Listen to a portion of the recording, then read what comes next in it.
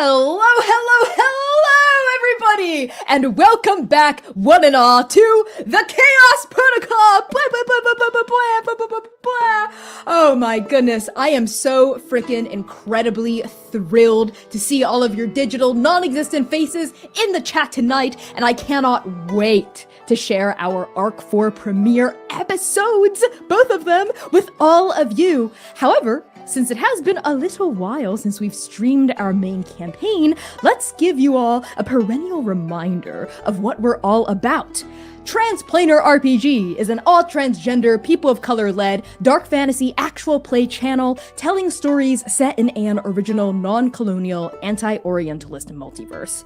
This means we stand against genocide and ethnic cleansing and support all oppressed peoples of this world struggling against injustice, imperialism, and colonization. We must use our voices to build solidarity and fight for the worlds that we wish to see. So to that end, free Sudan, free DRC, free Palestine, abolish ICE, and free all oppressed peoples of this world.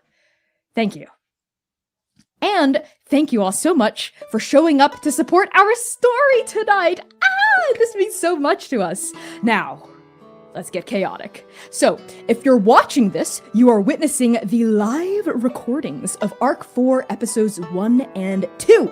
We are currently co-streaming on our Twitch channel as well as our YouTube Live at Transplanar RPG, and all VODs of this stream will be hosted on our YouTube channel for your viewing pleasure before being uploaded to Vimeo and the Internet Archive, because we oppose censorship.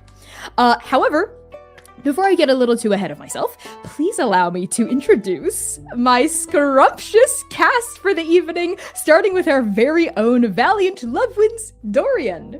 Hello everyone, my name is Valiant Lovewinds Dorian. I use he, him, his pronouns. You can find me all across the internet at Valiant Dorian or at also Spirit Bear. Please enjoy that lovely treasure I just say you on. And tonight I have the distinct pleasure of playing your favorite Son of Doom, Sayer, who uses he, they pronouns. I'm gonna send it over to Pop Pop. Hi everyone, I'm Kai. I use he, they, and she pronouns, and you can find me everywhere as Estella Vimladris, and I am thrilled to be back home here on Transplanar and home in other ways as Mr. Zanin Esh, who uses he, him pronouns. And I'm going to bounce on over to our singular chronologist, Sam. That's me, the singular chronologist. Hello, everyone. I'm Samstar. I use she, they, and the occasional they pronouns. You can find me all across the interwebs at Lust for Life X. And I have the bestest pleasure in the entire world of bringing back our favoriteest baby girl, Lumira, who uses she, her pronouns. What's going on, boss? It's me, boss. So to start off our announcements, as usual, a massive thank you to our two major sponsors for Arc 4, Hero Forge and the Working Families Party. So Hero Forge is a website, if you don't know this already, where you can design and print your very own custom miniatures. Hero Forge now offers 3D printed custom dice. So you can put literally anything from Hero Forge into the die, into the clear material of the die, and still get a perfectly weighted chunk of math rock. So visit Hero Forge today and design your very own custom miniature or custom die at bit.ly/transforge. Even visiting the link helps us out a lot. As for the Working Families Party, they're a new sponsor for us, and pretty new to the tabletop space as well. They are a progressive third party in the United States, building a multiracial coalition of working class people to make our communities a better place to live for everyone. You can take an action right now to affect change by signing their petition to break up big media companies and join their mailing list at bit.ly/WFP Trans. So Working Families Party Trans, WFP Trans.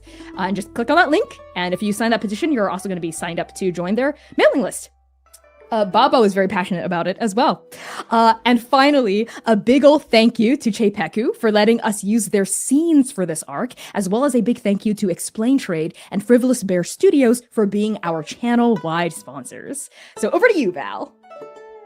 Hi folks, you know what time it is. Fans of Transplanar will be pleased to discover apparel, home goods, and accessories that have been gorgeously designed by Who else but my husband? Say it for me in the chat, folks. Our husband. Thank you all very, very much. Our merch store is sourced ethically, size inclusive, and made to order with free global shipping. The weather is turning once again. It is now fall for all of y'all over the Western Hemisphere. So now's the perfect time to buy a gift for yourself or a loved one, especially if you plan on shipping internationally. Go to transplanterrpg.shop today and check out our designs. Over to you, Kai. Patreon is the best way to support Transplanter and get cool perks, including weekly video logs from our players, character sheets, GM notes, and even the chance for your OC to cameo in our show. Right now, we have 164 paid members. When we reach 165, which is literally one, Connie will release a Patreon-exclusive demo track from the Chaos EP, which is so good, that Ta has been working on all year. And of course, thank you to our Patreon precepts for supporting our show. Thank you so much to Azra, Brooke, The Bow System, Lyle and Peanut, Mainman13, Mark J, Mika, Robert Burke, Rose, Sergeant Danes, Spectra, Spencer, Squareheart, Taylor, and Zoe. Join their illustrious ranks and help us smash that member milestone at patreon.com/transplanterrpg. Now, Sam, tell it to me. Last time on the Chaos Protocol. Strike Team Nova stumbles through the threads between the journey as they follow Kamani to their next destination. When Nova reaches the bar at the end of the world, they reunite with a man from Zynon's past that he never expected to see again. Dom. Tensions rise as Nova reels, but the party's mission becomes clear. They have to go back to Kaseki. God, almost died there for a second already. I'm not even ready for this. Use !recap in chat to read our full written recap document. Now to Thank Connie you for for some that, Sam. self-care tips.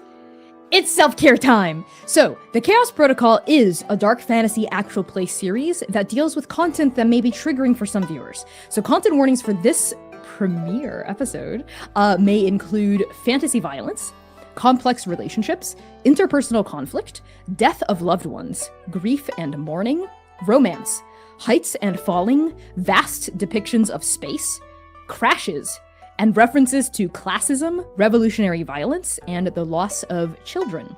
So use !CW in the Twitch chat to get a look at our content warnings at any time. If you are in the YouTube live, our mods will be intermittently posting these content warnings in the chat, so keep your eyes peeled there.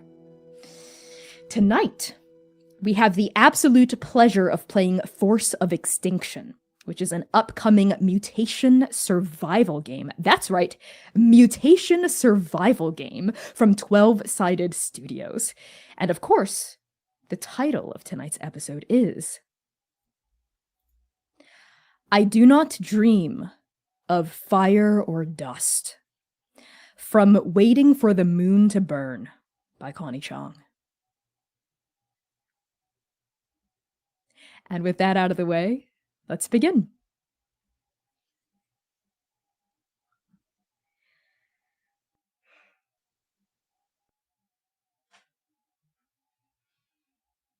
I do not dream. Dreams are beget by the subconscious mind. The subconscious mind is beget by an awareness of soul. An awareness of soul is beget by, well, me, I suppose. And yet, even a god can dream. Meat, cellulose, cytoplasm, pulpous genetic material, none of these components are a prerequisite for gestating dreams. Even the moon can dream. Once upon a time, in some world far away from this one, before the universe was big, before time touched oblivion. Envy is not the right word. To dream is to be mortal. It reveals the ghosts that haunt you, It tells you about the stories you tell yourself, stories of identity, stories of loss, stories of the lessons you choose to learn.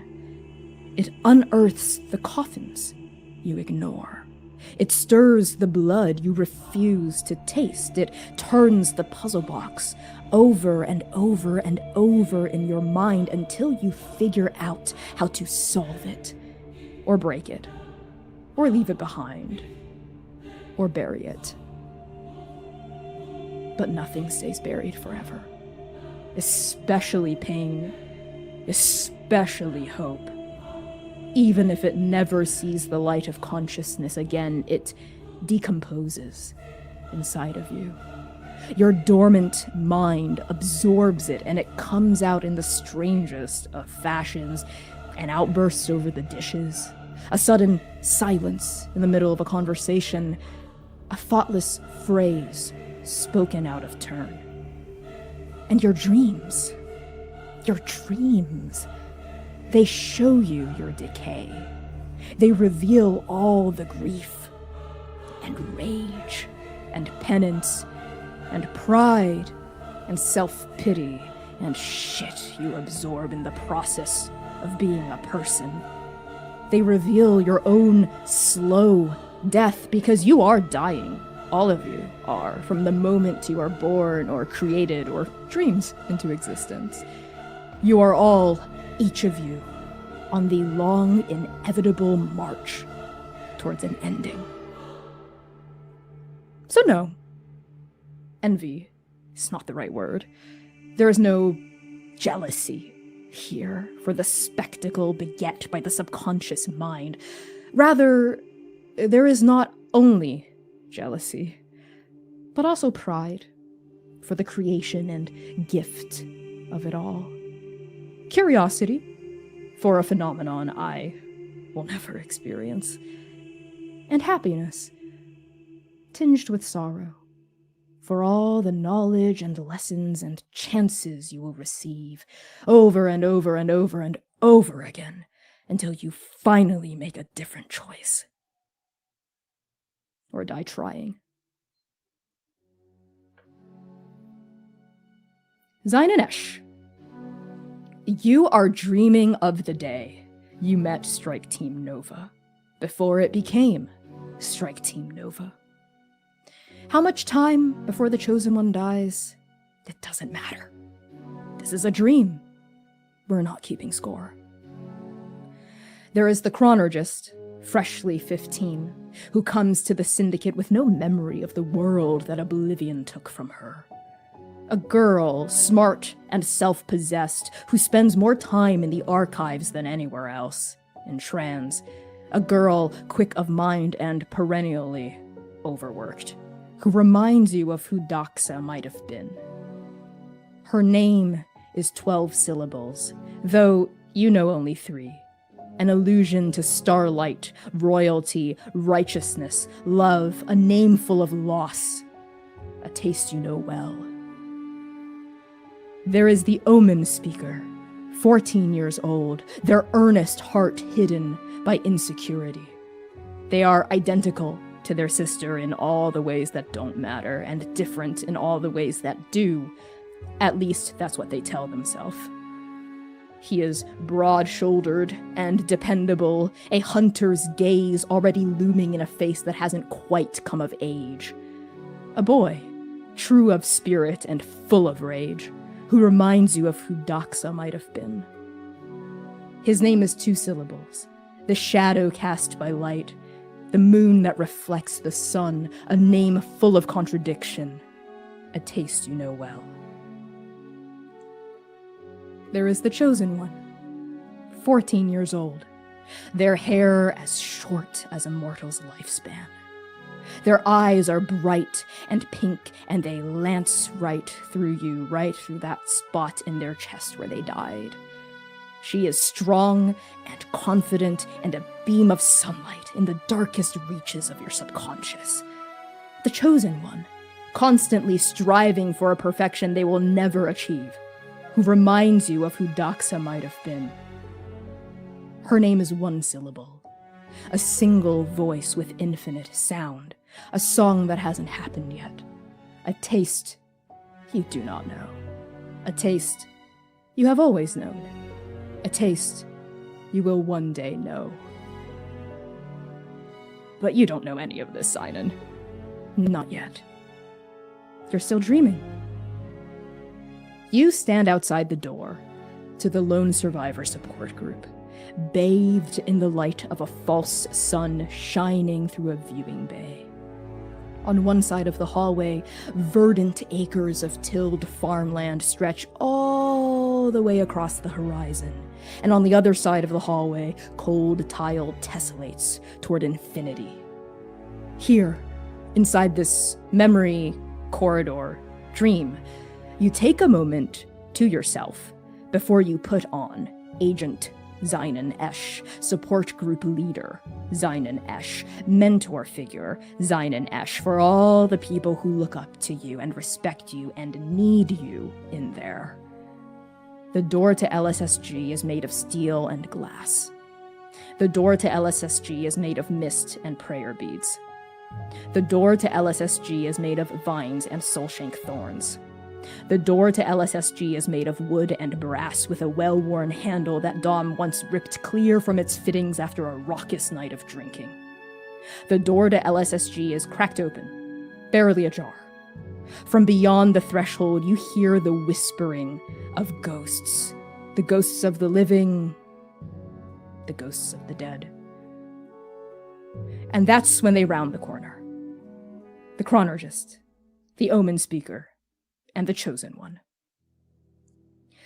Lumira and Sayir, the two of you stride down the hallway toward LSSG, accompanied by Singh. Today is the day that Lumira attends their first meeting in the all-ages support group, a graduation from youth counseling. Today, Lumira takes one of many steps into adulthood and into becoming, a role that she has always desired, a role that all of you have always desired. Lumira and Sayir, as your trio walks down this hallway, tell me, what are the three of you talking about? Lumira is like walking so nonchalant, like she could be literally doing anything else. She's 15. She's millions of other things that could be happening. So she's not really like into all of this, so her disinterest shows on her face. So like she kind of is like walking kind of stilted and flopping and like not really paying attention, and it's like I don't even know why I was even supposed to. All they're gonna do is like make me color or something. Color your grief, show what it looks like. Like Artemis has this new, like this really new sharp blade that I saw them put up in their office the other day. And we could just go to that instead. And then we can just like tell Artemis that I went. It's like who's even gonna be like looking for me here? Like, let's be honest. You say that as if Artemis is not going to immediately know that one, we are lying, and two, we definitely did not bring you to LSSG. I'm a better liar than you are. And we see Sayir, who has short, wavy hair, sat upon like a neat, undercut, bright eyes, and a smaller figure than one he grows into in adulthood. His antlers barely branch out more than the single curl branched, not yet done its first shedding. And he like laughs a little bit. We see a bit of peach fuzz growing at the bottoms of his chin. I mean, you're right, Artemis. knows that I'm lying, but you say that as if any of us are good liars in front of Artemis. Saying we could totally do this. And Lumira's like so much shorter than the rest of them. She's a little thing, like just barely over 5 foot, just so much smaller. She had a growth spurt later in life when we do finally see her in the arc. But she just looks so, just her arms are crossed across her chest. And she just looks at Sing. Sing looks tempted. Sing very often looks tempted to do things that she's not supposed to do, to behave in ways that they're not supposed to behave. And the only people that see this temptation on their face, that are able to recognize it, are the two of you. To any outside untrained eye, they just look excited. And we see a teenage Sing, a 14-year-old Sing, very similar to Sayer, like obviously you're identical twins, but you're starting to diverge in your presentation here. Sing also has short hair, white, with a cute little, like baby's first queer undercut as well, on like the opposite side from your undercut a little bit. Short and a little wavy. It hasn't quite poofed into those huge long waves that we see when they're an adult. They also almost have like little nubbin horns, just like you, Sayer. They also haven't had their first shed, and their bright pink eyes are glittering and enthusiastic as they quickly stride ahead and then turn around, so they're walking backward as they address the two of you with a kind of perfect sort of graciousness. They prop their hands behind the back of their head and they go, that does sound like such a fun idea to just ditch this, and go to Artemis. But Sayer's right. No matter how good of a liar any of us are, Artemis would know. And I think we can have our cake and eat it too. I mean, you can do this LSSG thing, right? Which I think is really important because Artemis was the one that said he should do it. And we can ask Artemis about the blade afterward. Yeah? And in Sayer, as Sing talks about that, Sayer like nods enthusiastically about plans for after Lumira is done with LSSG, and Sayer like curls their tail around Sing's and like holds it like two children would hold hands, and we see Sayer fiddling with something on the inside of his pocket that he peeks at briefly. A permission slip for a list of 4 to 5 books from the archives. Of course, ones that Lumira has talked about for weeks. Yeah, we could make a whole thing about it. We can grab snacks from the cafeteria, and then we can get all the books that you want, and then we can go and bother in Artemis's office. She won't mind. Yeah, books, like a reward. And come on, it's your first meeting. It's only an hour. Office picnic. Office picnic. Lumira kind of like, her eyes kind of perk up at that a bit before she quickly like tampons it down. It's like, fine, all right. And she just kind of like leans on your shoulder, Sayer, just like, all right, so after this, we'll get through this meeting. It's going to be like an hour and a half tops. And then we can go to the library. We can get that book. What that book I've been telling you for like 2 months now to get. Neither here nor there, but I'm least glad you're reading it now. I told you were going to like it. And then we can go see what's going on with Artemis. Sounds like a deal. Sounds like a deal. Deal. And Sayer, past Sing's antlers, which barely obscure the rest of the corridor, you are the first to notice the ghost? Strange trick of the light, the man, standing outside the door to LSSG. What about him do you see first?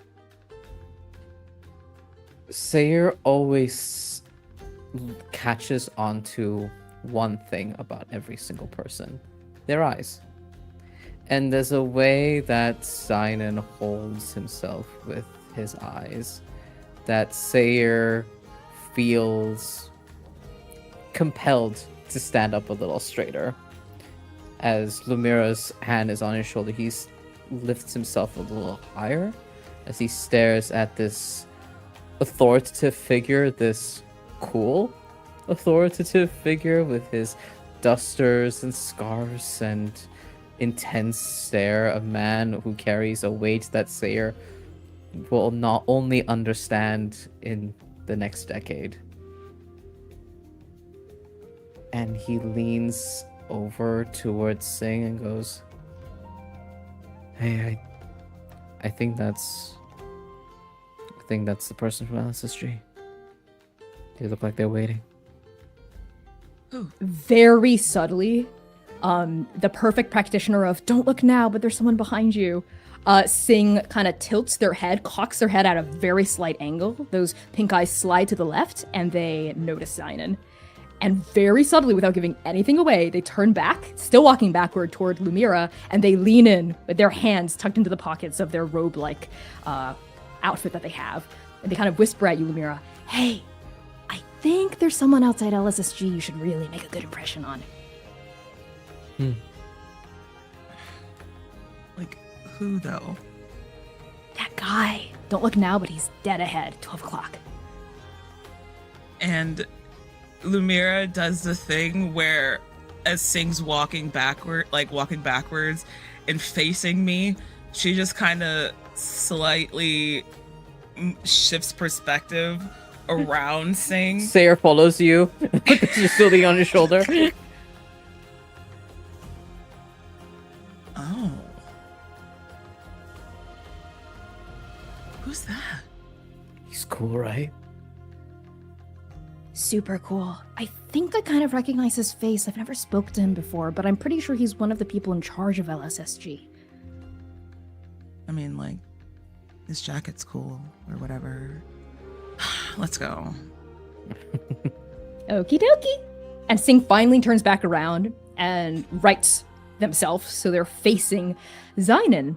And Zynon, that is when this gaggle of 3 teenagers pulls up in front of you. Zynon, who has been standing sentry, trying not to listen.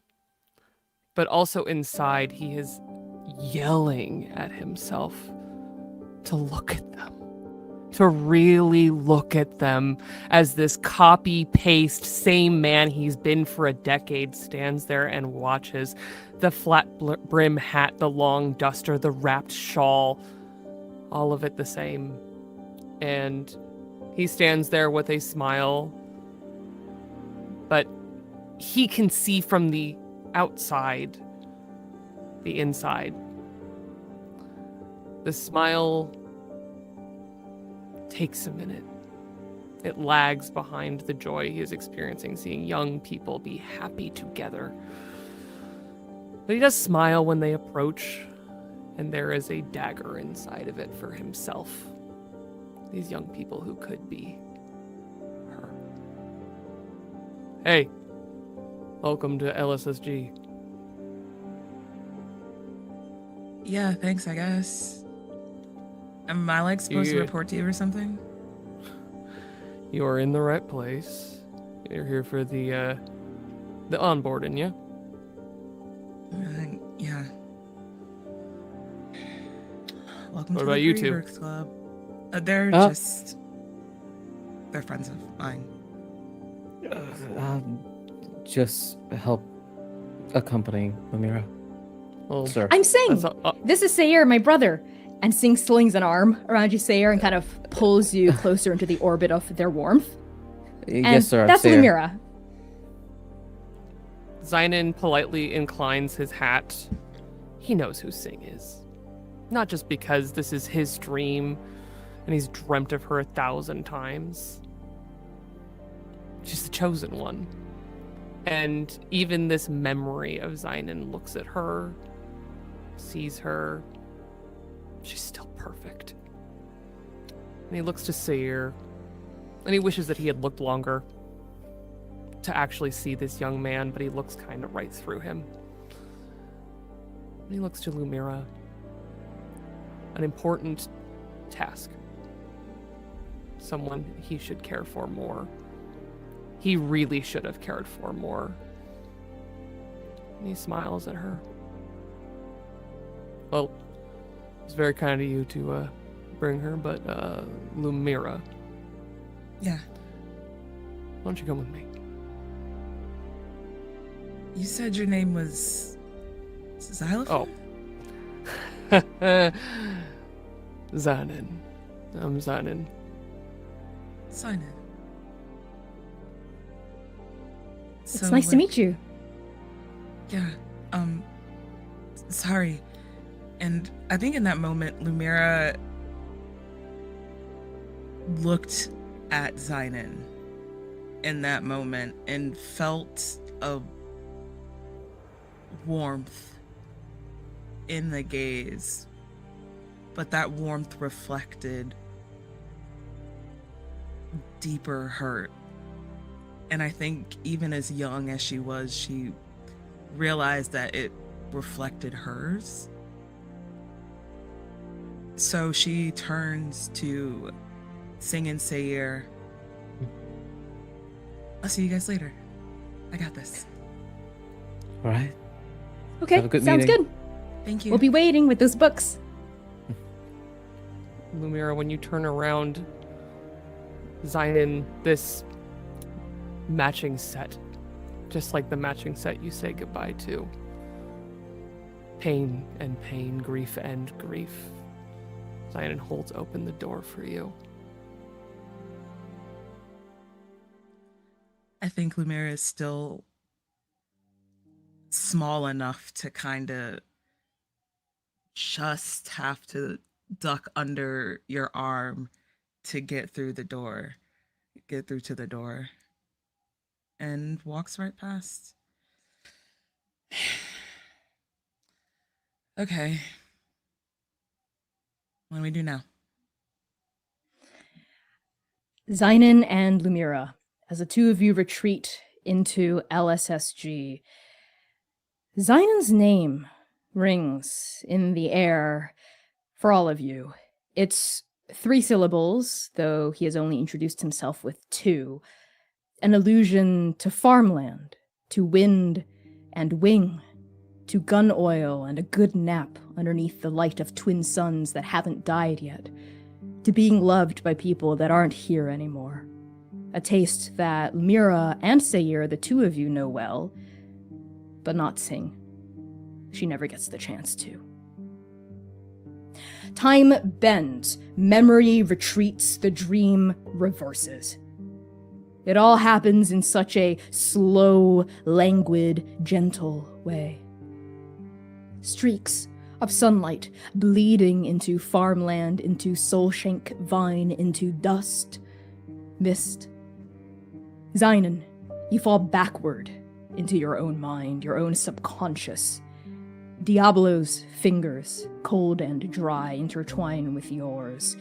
The hammer of creation stuns you upside the head.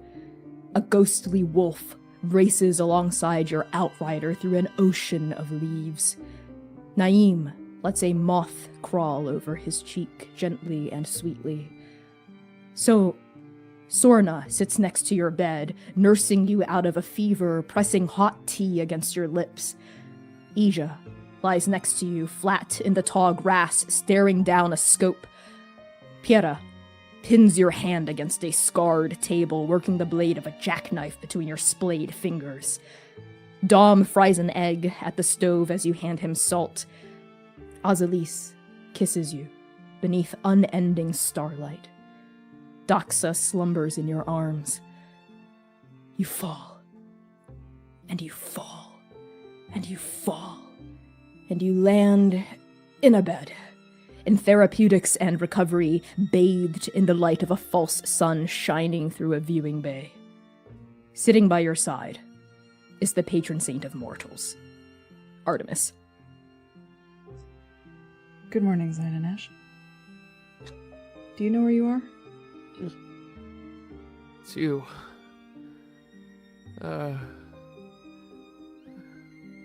Zynon catches himself, the coughing, even in his dreams. But the dream, the memory resumes. He paints the patron saint's face with starlight in his memory. No, I don't think so. That's okay. It's been a few weeks. You were in rough shape when we brought you in. Do you remember who I am?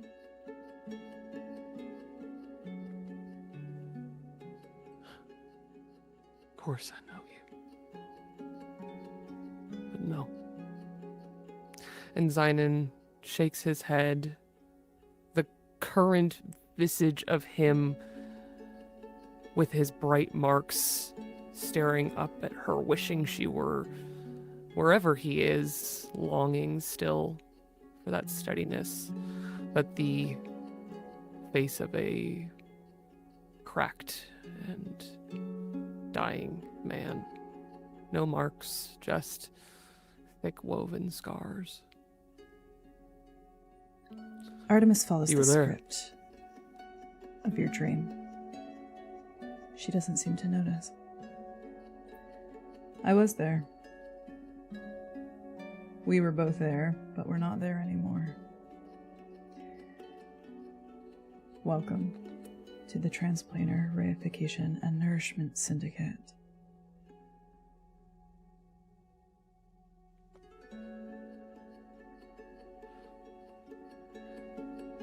The memory he thinks over again, even in his dream. This isn't the stars. This isn't where my family is. And there's a moment of heartbreak in his eyes. What does that mean?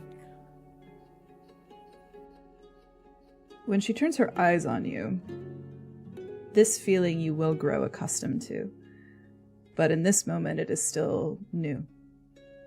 The intensity of it, the gravity of it, burns through you. Mismatched gaze, looking at you, really looking at you, like she could see into your thoughts. This is not the afterlife, if that's what you're thinking. Though, some of us do think of it as another life, beyond what we've already lived. How did I get here? What's going? It's okay. Take it slow. You're still in rough shape. You're in therapeutics and recovery. Your world...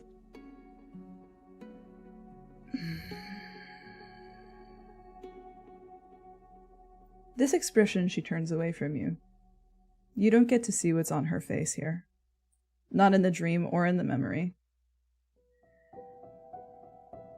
Your world is lost to us now. Oblivion has claimed it as her own. I'm very sorry, Zynon.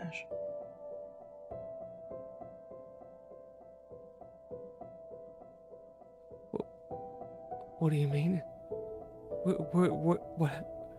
What does that mean? Where is my home? Where is Kesuke? What does that mean? Right now, it is somewhere very, very far away.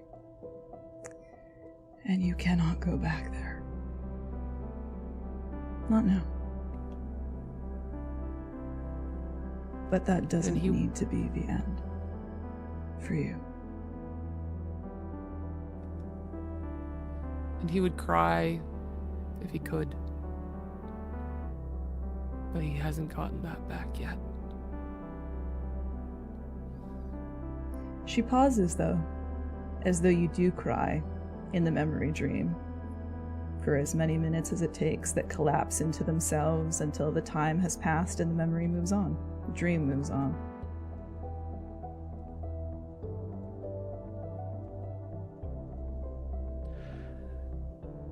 Zynon steps out of this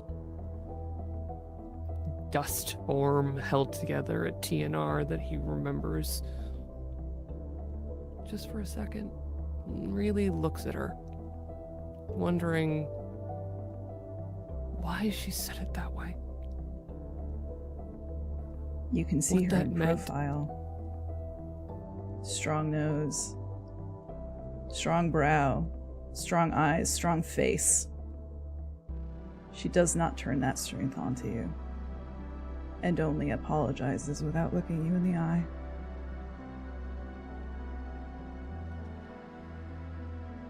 A man looking for hope, searching his dreams for evidence, for answers. He will look for her everywhere. And There are cries. others like you here, she says through your tears. Many others like you. We do what we can to trust in her will, to stop the next world from falling. And there she sees the eyes of a hunter. Something to do, an invitation to action. I'll do it.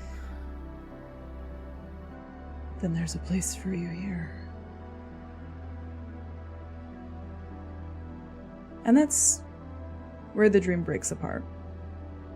You distinctly remember Artemis getting up and leaving after this, giving you time to think it over, to let the medics of TNR bring you back from the brink. She let you rest.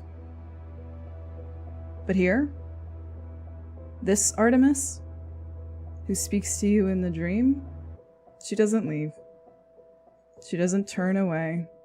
And there is a fury in her face that you don't recognize because she has not turned that onto you ever. Not ever. Maybe somewhere in Inferno there was something close to it. But here? No. That fury does not match her cold mouth, her distant heart, her weeping face, the grief that you know well. Instead, she finally turns to you. He jumps. He stumbles backward in his own dream, this body held together by bandages. Listen to what I mean, Zynon, not what I say. Everything has two names. Everything means something else too. Wake up. I said wake up! Your eyes fly open. Artemis is gone. The Syndicate is gone. For a moment, you are disoriented, confused, lost. You have no idea where you are, when you are. But the patron saint's words ring in your ears, a vestige of the dream you now sweat out from your pores. Which words are they?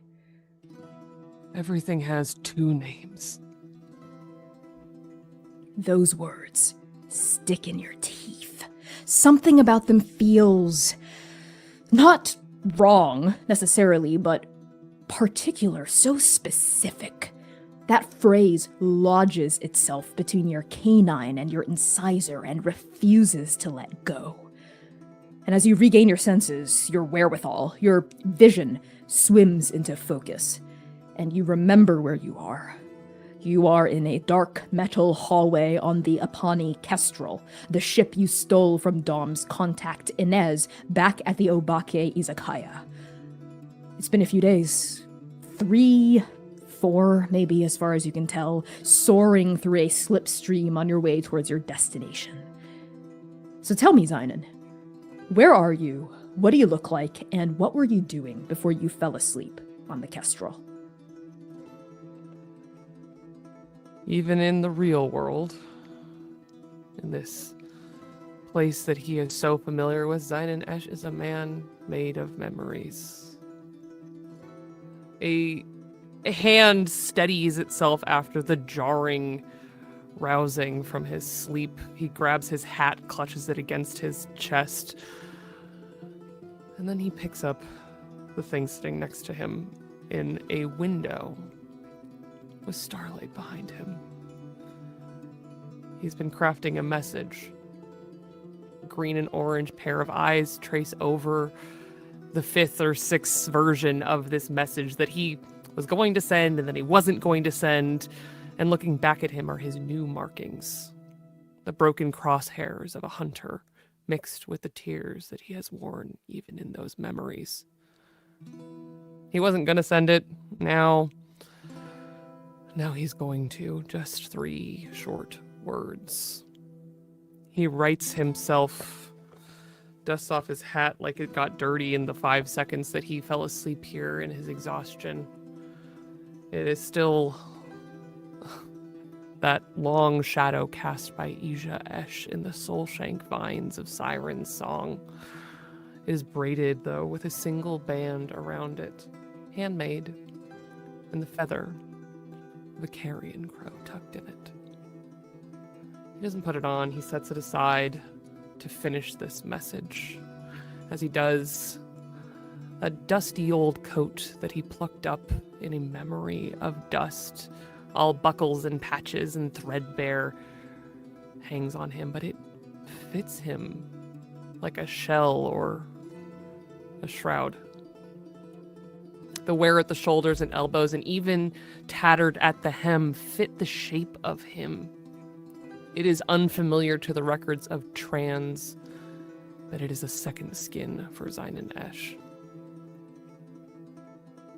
He wears a long, familiar kimono that was pulled over his legs, with a sakura blossom swirling in the stitching that catches the starlight.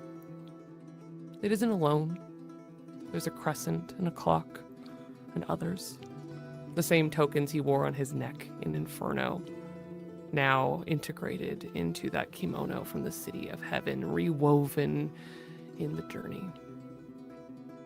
The pants beneath are patched and puzzled together and feel not only the same, but so different because they're not dry and full of dust.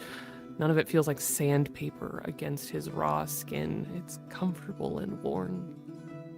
They end in boots, the ones he had in his memories and nightmares that sounded like a sounding deep in the depths of the sea as he trudged through the dust storms. They're heavy and sturdy, built for mining or something. They were quite a find on an abandoned truck, and it took so long to get them clean the first time that he was going to have them pried off of his cold, dead body. And they were in tatters at TNR. He was... those arms wrapped in bandages, now wrapped in something similar. Fabric, strips, and scraps, anything to keep the dust off, to keep it off of him. And that didn't save her. It was never enough to save her. But the glowing orange tube that we see wrapping around it all, from a respirator box on his back and around to a transparent mask hung by a clip on his chest, that would have saved her. Would have saved a lot of people. And he found it just abandoned in a locker on the Apani Kestrel upon arrival. And he has spent every second scouring for parts, useful items, and somewhere to hide all of his feelings that he has had since we've boarded. And now he folds them unceremoniously into 3 words. We ain't settled.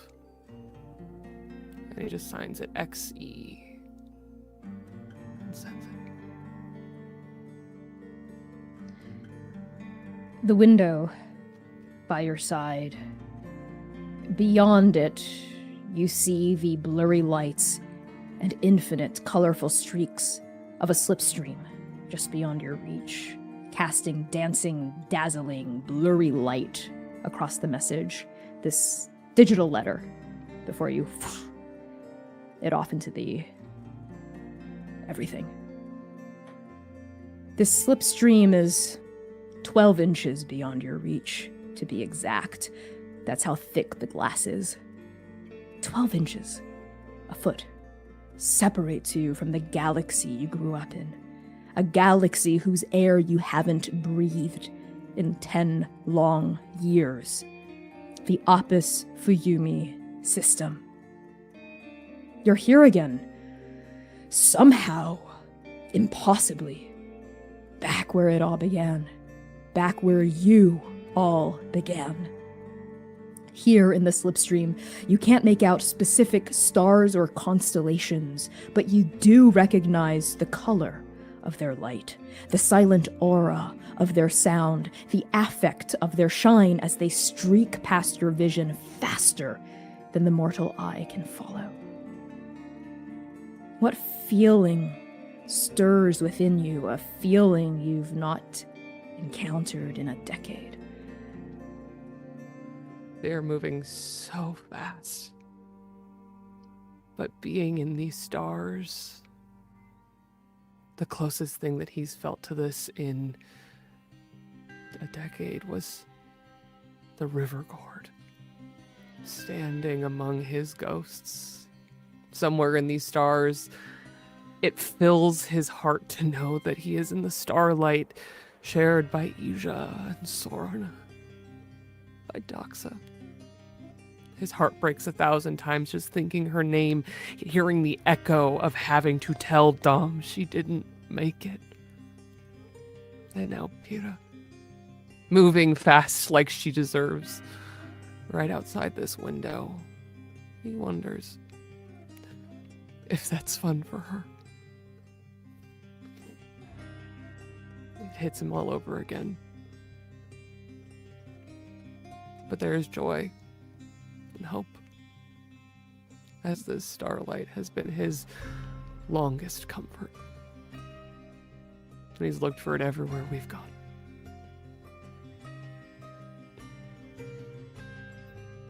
But you don't find it again. Until now. Until this very moment. Here in the Kestrel, a hope, a light, guiding you back home. That letter that you write, what within it allows you to leave Dom behind?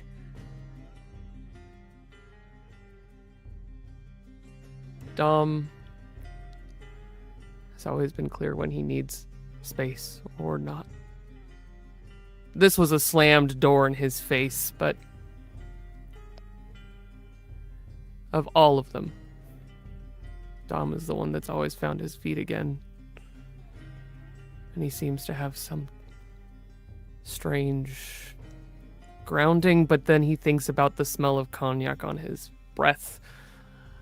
How much change had come to him, a metal hand. And he wonders 1,000 times if he's done the right thing, but in the moment he knew that leaving was the right course of action, because out there pulling him like he was on a tether is Azali's raid.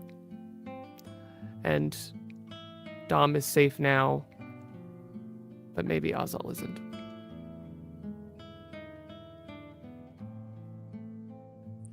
Zynon, it's time. Your ETA is drawing closer and closer, and soon you know that the Kestrel will leave the slipstream, and you'll be... well, you're gonna need your team for what's coming next. So Sayer, tell me, where are you, what do you look like, and what are you doing when Zynon finds you on the Apani Kestrel? Sayer's in the cargo hold. Right now, it is dimly lit. The main light in this room is coming from the LED panels on his cybernetic tail and antlers. Thanks, Shiv. I'm closing the door. He has opinions today. The LED lights from the cybernetic panels that move as if they are loading. Dim blue lights.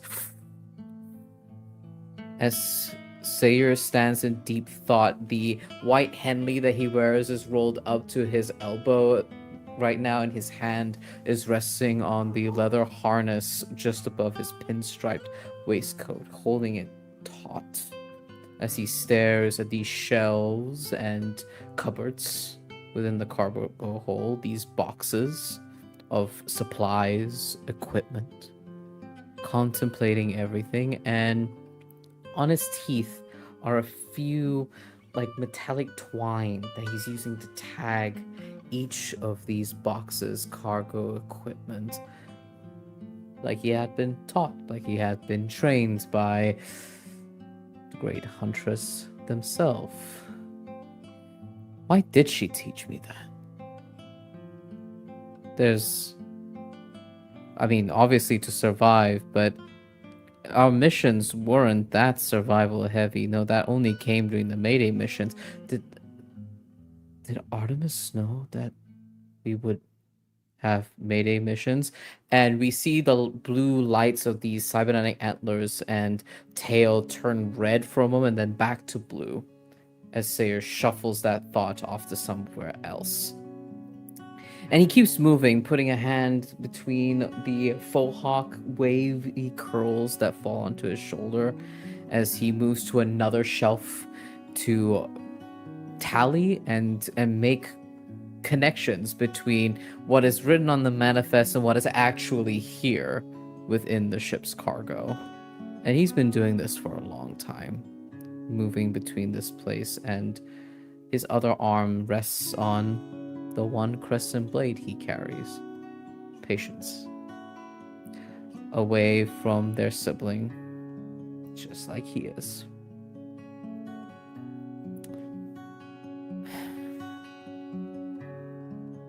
And he tags all of these items, and I think there's at one point he sees like hanging on a hook climbing equipment.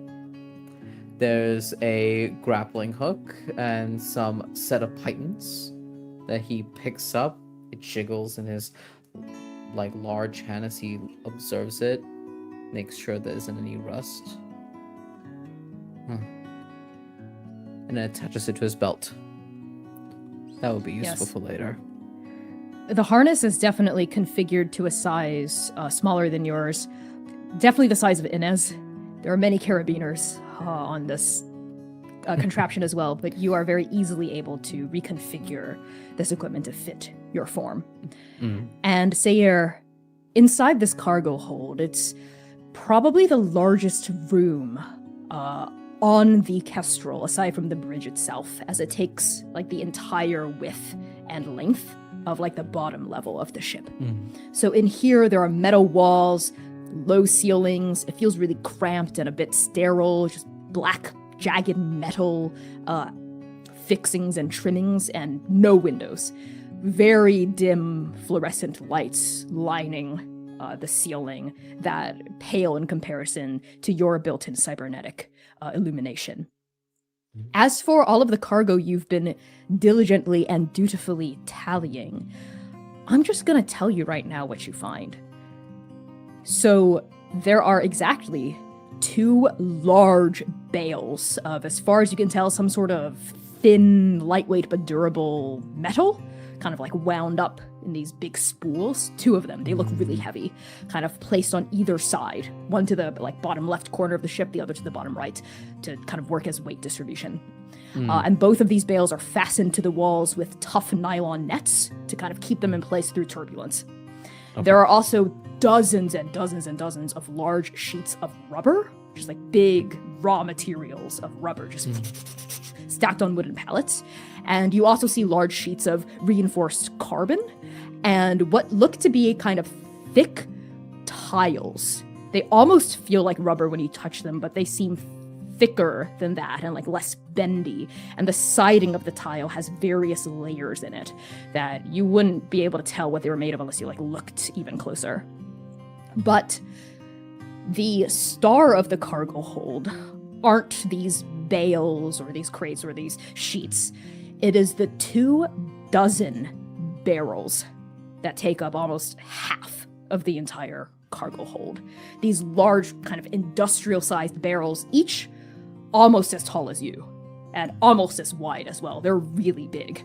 And if you tried to move them, they were quite heavy, but would be movable by someone of your strength. But it would take like all of your strength to like lift one up and hoist it around. And these heavy metal barrels are stacked also on top of wooden pallets. And each barrel bears a logo, a stamped insignia of a 2-headed sea serpent. This same logo is also emblazoned on both wings of the Apani Kestrel itself. What in the name of fate were you trying to deliver? Sayer thinks to themselves as they're looking through all of these, as far as they're concerned, extremely strange set of items. strange combination of materials that's set here, and we see the loading paneling lights like increase in speed, and Sayer's tail swish in between the different steps he makes around this place. I think he's like crouching by the barrel and looking directly at that insignia as he like traces over it with a finger. How very odd. And he tags it. There's like a piece of like metal twine that he hooks onto perhaps a like little drilled area where it would be easy to like pick up by the handle, and tags it. And that tag is red, something that Sayer denotes for potential danger, something we shouldn't shuffle around either by weight or whatever the hell is inside this thing. So he shall not open it. Mm-hmm. Sayer, back in Inferno, part of your cover story was that of a construction worker.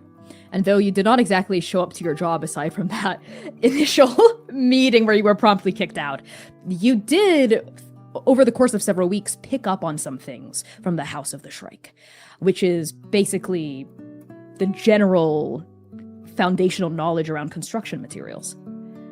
And looking around all of you, this almost reminds you of a job site that one of the Shrikes might have overseen. Like, these materials look like raw materials to build. You can recognize this easily enough, to build something. Whatever it is, these materials are of an exceedingly high quality. Though this is your first time in the Apis Fayumi system, even you can tell that. Like, every single piece of material here is very durable, but also each single item is fairly lightweight. So whatever it is, it must have cost a pretty penny. And the fact that there's so much here speaks to the value of this cargo. As for the barrels themselves, just as you tag it and kind of trace your finger over the logo, there's a slight rocking, very normal, just like a slight rocking of turbulence on the ship, and you kind of like are able to catch your balance very easily. But you hear within each of these barrels a kind of sloshing noise, side to side. Questions beget more questions in Sayer's mind, wondering of the value and the target that puts on our backs. We, for all the intents and purposes, procured this ship, and that puts us in an unfortunate position potentially for whoever wants these lightweight, durable, expensive materials. And Sayer makes note of that, and then his mind drifts to Sinan. Sinan has a lot of questions and question marks that have surrounded Sinan like a halo in Sayer's mind. Who is this man? What did he do? What did he know? Why is Kiseki still a possibility? Why has everything panned out this way? And we see once again the color of the blue flash to yellow, almost to orange, and it shuts back down to a solid blue as a thought, a worry, and a question are hidden behind a colorful door that bears a painting of Sinan in Sayer's mind. Think of the devil, and he shall come. That is exactly when you hear the automatic doors of the cargo hold open, and familiar bootsteps come in.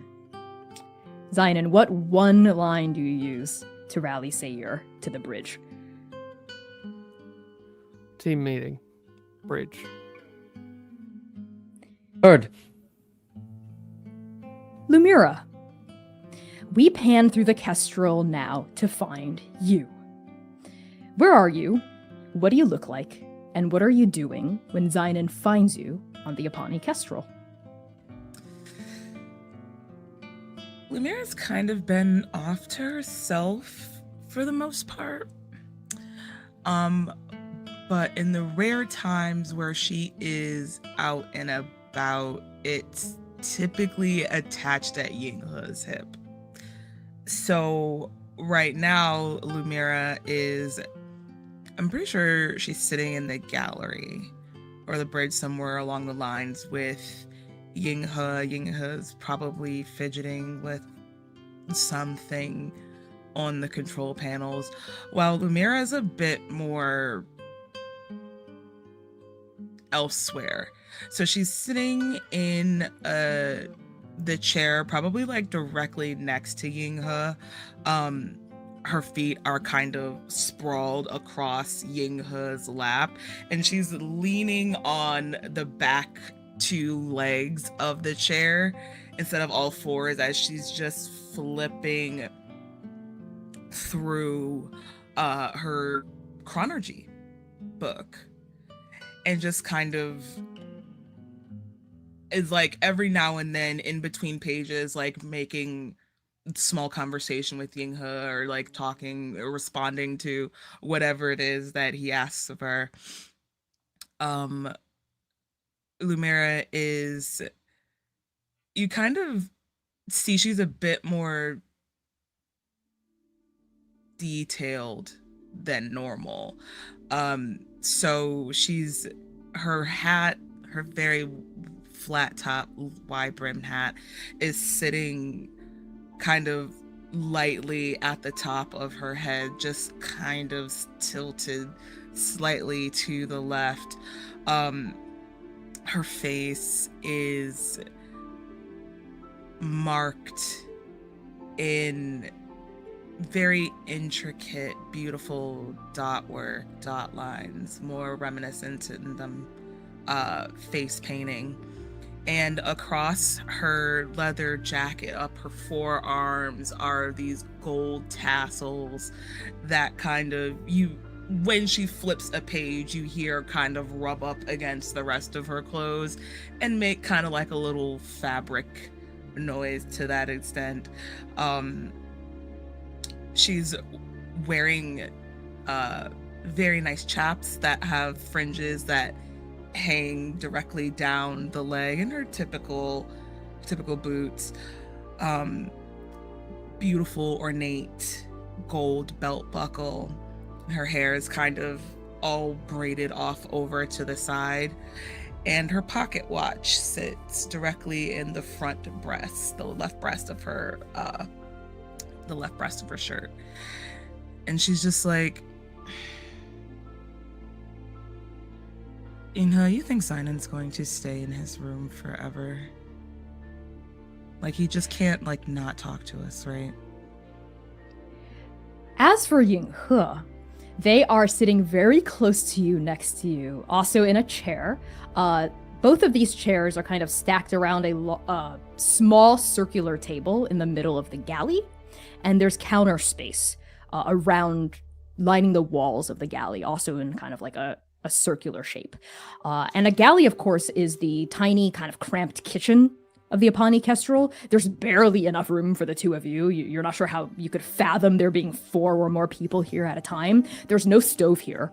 There's only what you both have figured out at this point, a food dispenser in the center of the table that the two of you are sitting at. It's a kind of very rudimentary device with a single plastic depression at the end, like you might find at a fast food restaurant to dispense cutlery. But if you press down on it, it dispenses food packets instead. And that's currently what Yinghe is playing with. They have a small pile of dispensed ration pouches off to the side, and they're currently like depressing the lever again, looking almost like they're playing a little like a slot machine game that you might find across Inferno. They're kind of like pressing at the plastic, and another pouch pops out. They pick it up and they look at it and they go, monitor flavor. I do like the monitor flavor, very lizard-like. I'm sorry, what was that, Lumira? Oh, Zynon, right? I think when Yinghe says very lizard flavored, I think Lumira at the same time, when Yinghe asks, oh, what was that you said? Lumira's like, what?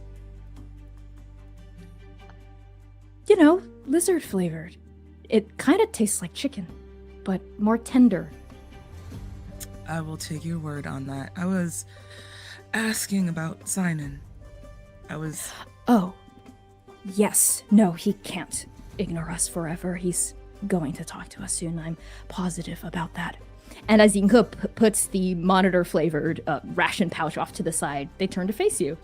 And we see a person that looks very similar to how they were at the bar at the end of the world. They're wearing a kind of dark gray Hanfu-style jacket with deep, beautiful purple trim all around the hem over a pale linen shirt with buttons that go all the way up to a standing collar, similar to Qing Dynasty formal wear for men. And they're also wearing these tall leather boots with these bright gold laces that go all the way up to the knee. They have various leather pouches strapped to their waist and a kind of slender, slim, elegant gold belt buckle in a very ornate decoration fashion. And hanging off of their clothes in places where you might expect there to be kind of hanging strips like a cowboy might wear, there are instead purple rui tassels in every place where there might be strips.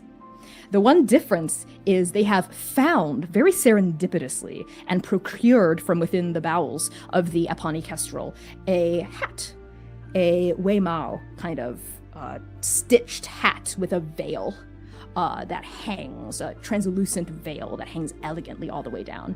Right now, they're not wearing the hat in the galley, but it is kind of set off to the side, taking up almost half of the counter space on the other side of the table. And Yinghe says to you, "Are you worried for Zynon?" I mean, yeah, aren't you? Well, yes, but he seems very motivated, and I'm sure it's for good reason. I mean, I would assume.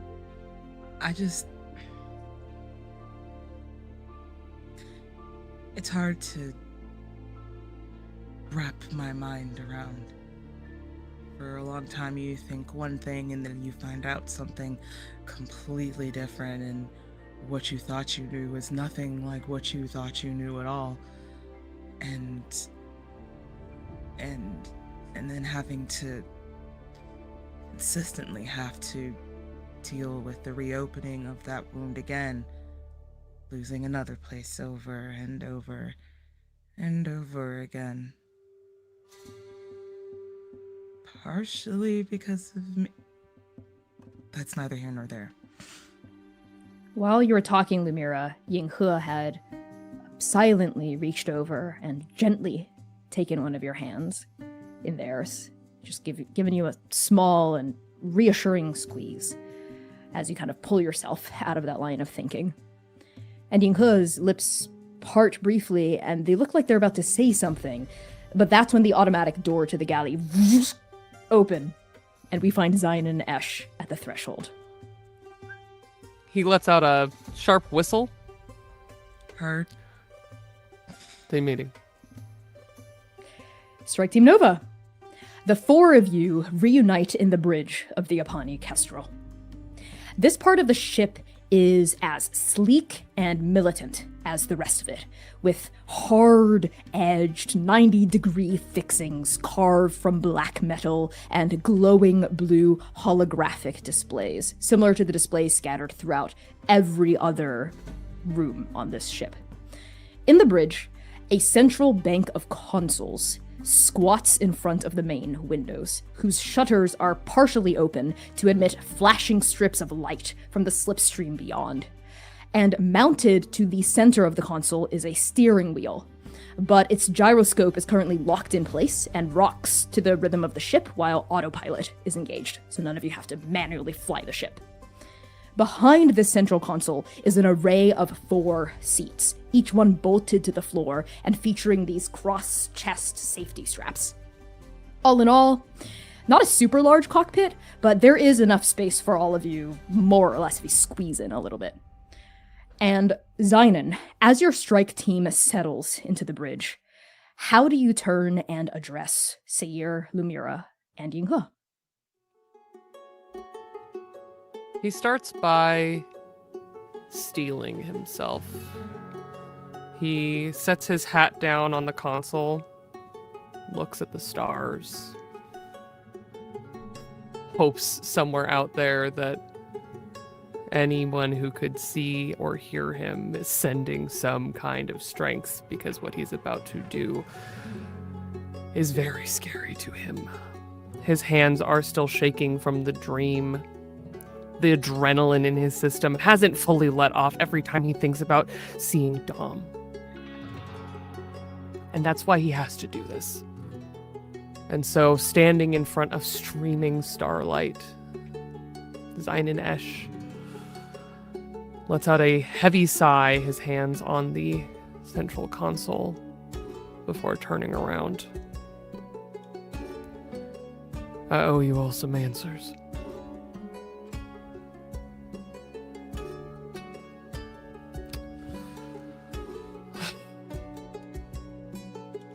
He leans back, starts to cross his arms, and stops himself. Looking for just a place to put his hands. He is so nervous, it is radiating off of him. We are now on a mission. We are in the Apis Fuyumi system. We are headed to a planet called Kesiki. My home.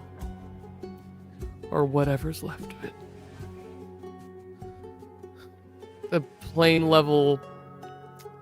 Honestly, I don't know. I don't know the charted depth. Trans has been here before, but I can't tell you any records of anything. As for the vibrancy, well, it was green. At least Kesiki was.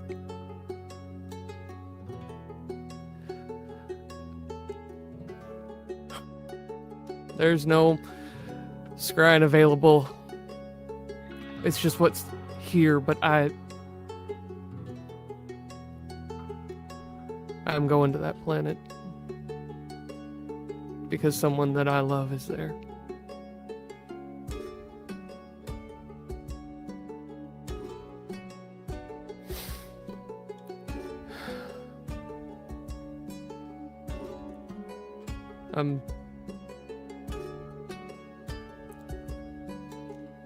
That man, Dom, the reason we're on this ship, he was my partner for years.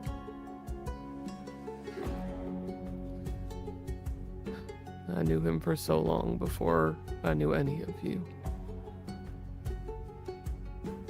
Unkind as that greeting was, I think I probably deserved it tenfold. This place is not kind. And it has taken everything from me. So I've been collecting rations, any supplies that I can find on this ship. Because we're going down to a world taken by oblivion.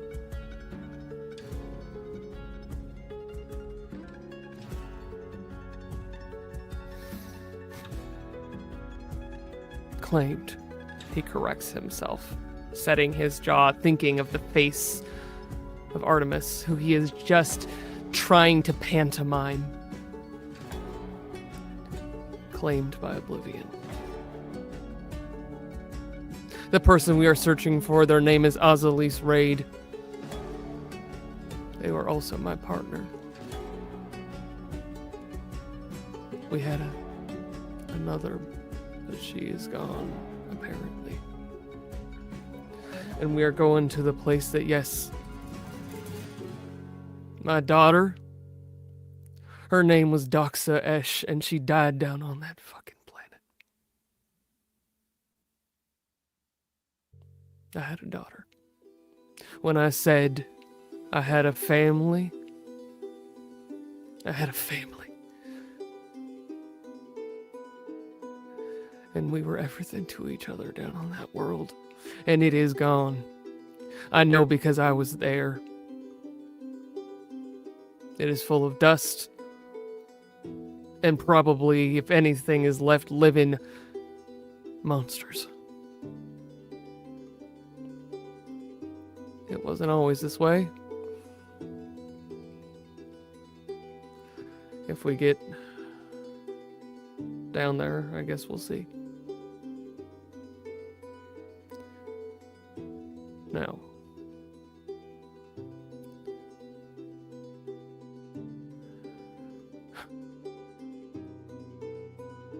We have done our Mayday missions before. This one's mine. My prayer brought to me somehow through the patron saint of mortals, I guess. And I can tell you what I asked for, or what's left of it, is somewhere down in that dust. And there is hope, as he says this before he steels himself for the next thing he knows he has to say. Any questions?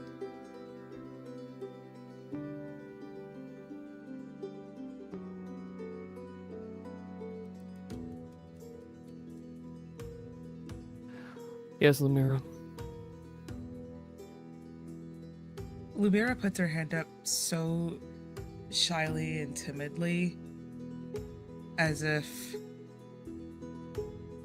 she's walking up to a live wire. And she can sense it.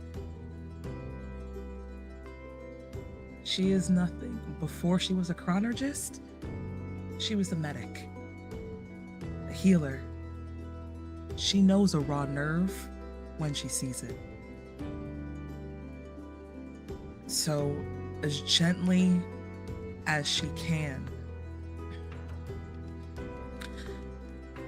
we don't have much to go off of right now until we do some digging. So, anything of what you can remember would be helpful. Some type of launch point. You said monsters?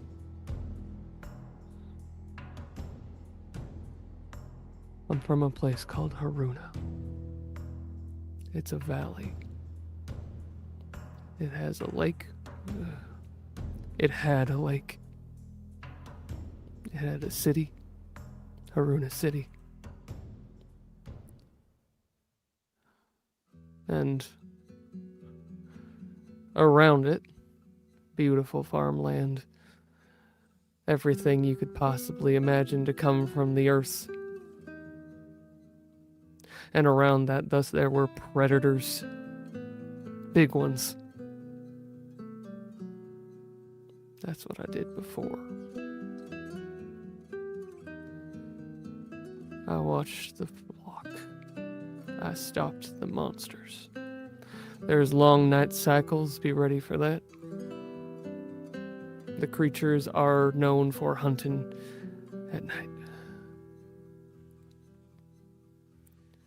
As for everything else, it's a prefecture in a larger world. There are roads that traveled out, and I don't know where we are going to find purchase, but there are ports. But,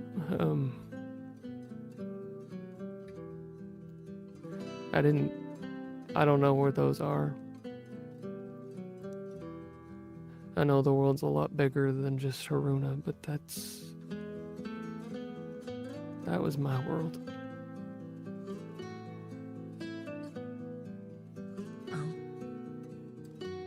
I'll take to any of the computers and see if I can find anything. Okay. We're in While this you're at the together. While you're at the computers or preparing to move in that direction, Lumira, Sayers, through this conversation, is standing stock still. And when Zynon asks if we have any questions, I have a million. I have a million questions. The first of that list is, what the fuck does claimed by oblivion mean? And why did LSSG have you as a lone survivor if there's still something left? Oblivion is a boogeyman. It is the void. It is the end of all things. End of all things. Void. That's it. That's where the places taken by oblivion goes, that's where my sister is.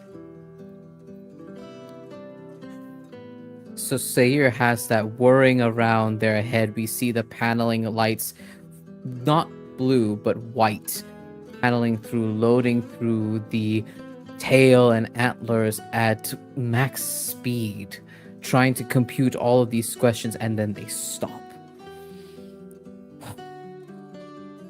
Sayir shuts another door in his mind, as instead of asking any question of you, Simon, your bulwark walks up to you, hand on your shoulder, gripping it, as he says, I meant what I said. Through anything. His arm is trembling beneath your touch.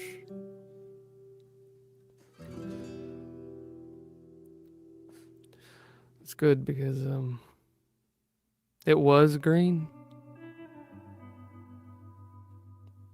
By the time I left, it was nothing but dust. Whatever happened, all that green, the water, and he pulls away the layers to reveal cracks. The ones that you've known are there, the ones that the Forge Master split open in the City of Heaven with the force of a single blow. That dust, it eats everything. It takes everything. A flash of yellow through the antlers and tail, as he gazes upon that moment of failure and weakness forever in Sayer's mind. And he holds to you steady still, your bulwark, your omen speaker, and he acknowledges what you're saying and says, I'll take your lead on this side. I'll stand behind you every step of the way. A sentence unspoken, but is loudly screaming from behind those black scleras is, I will step up for you, Zayden. In every single way you need and want me to, I will do that. Whatever you need.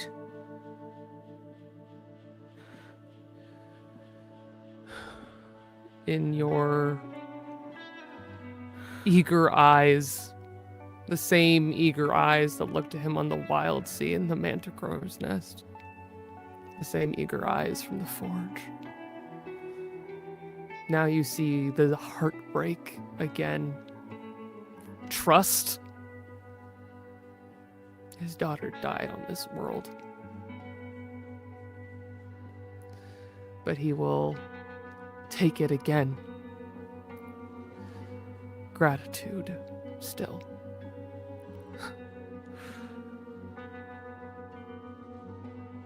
Thank you. Don't worry about it, old man. Mira, He worries about it. what'd you find? Sayer, as you're turning over to Lumira, you see Yinghe by her side. And Zainan, in terms of Yinghe's reaction to all of this, when you had first framed this revelation as a mission debrief, you stepping into boots far too large for you, trying to become a patron saint, the same saint that saved you, the same saint that speaks in such a specific and circular and doubled way.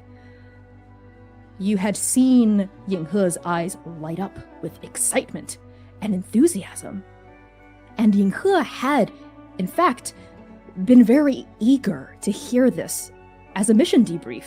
This whole thing, despite some of the heaviness of it all, it's an adventure, isn't it?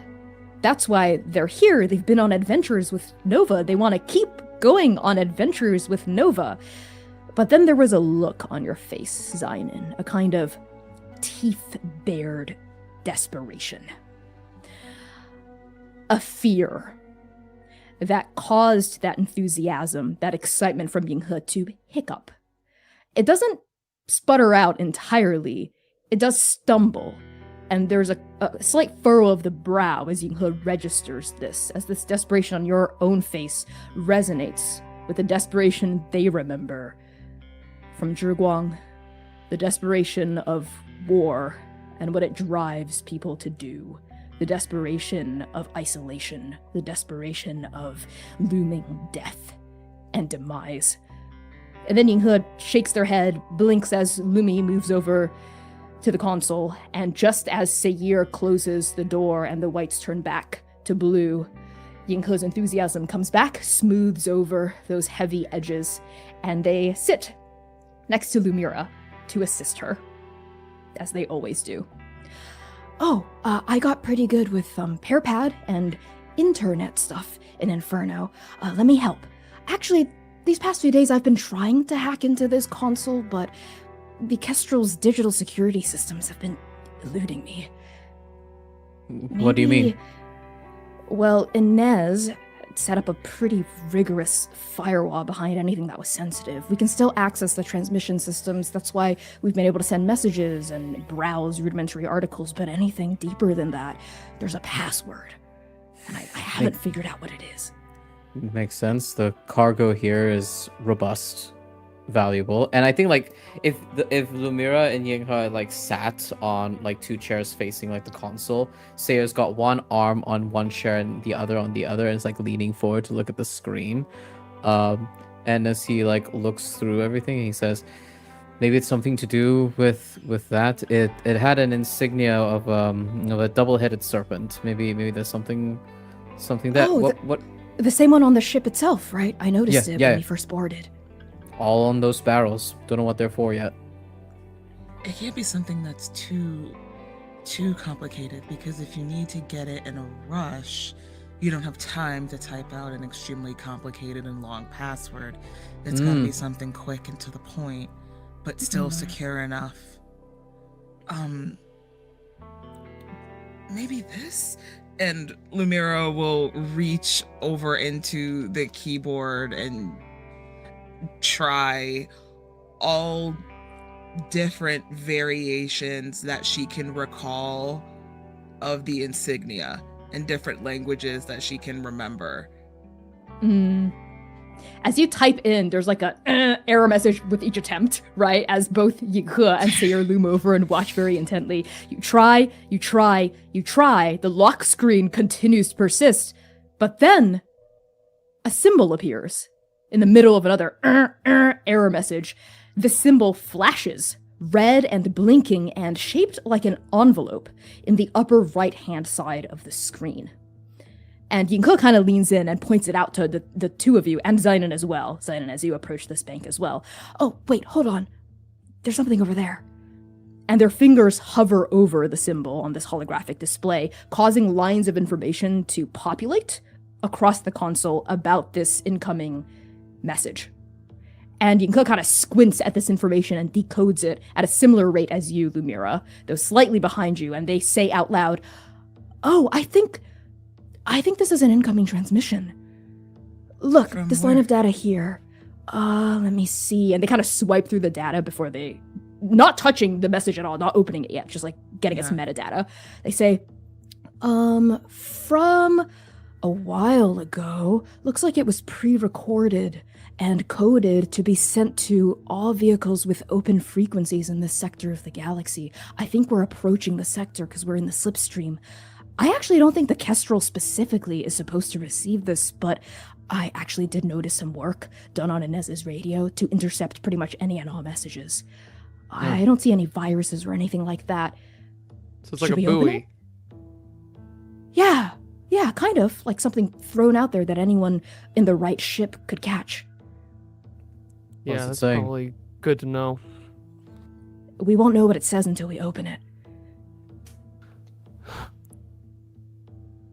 Lumira, you Zynon- tap. Yeah. Yep. Lumira, your finger flashes forward and you tap the message.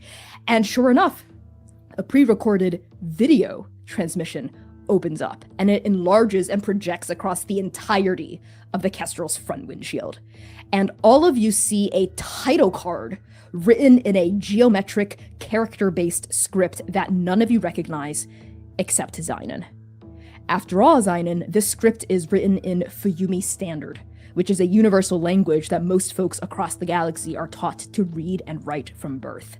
The characters are always the same, but different sectors in the galaxy, different planets, and even different prefectures within a planet have their own particular dialect for it when you speak it out loud. But the writing is always the same.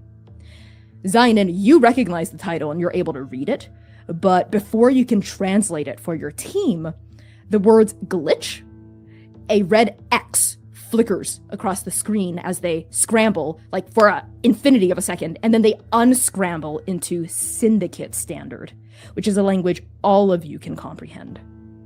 And the title card reads, Safety Standards and Security Protocols for Celestial Object 99424. And before you can process what the hell just happened with the script, a woman steps in front of the title card. Or rather, a recording of a woman. She has medium brown skin, a single neon green horn protruding from her left brow, and she wears a plain, bloodless smile. She carries a holographic clipboard that feels distinctly like a prop instead of an actual tool, and throughout this she never once looks at the clipboard. And when she talks, her voice is even and professional, with not a single emotional inflection aside from a bland enthusiasm.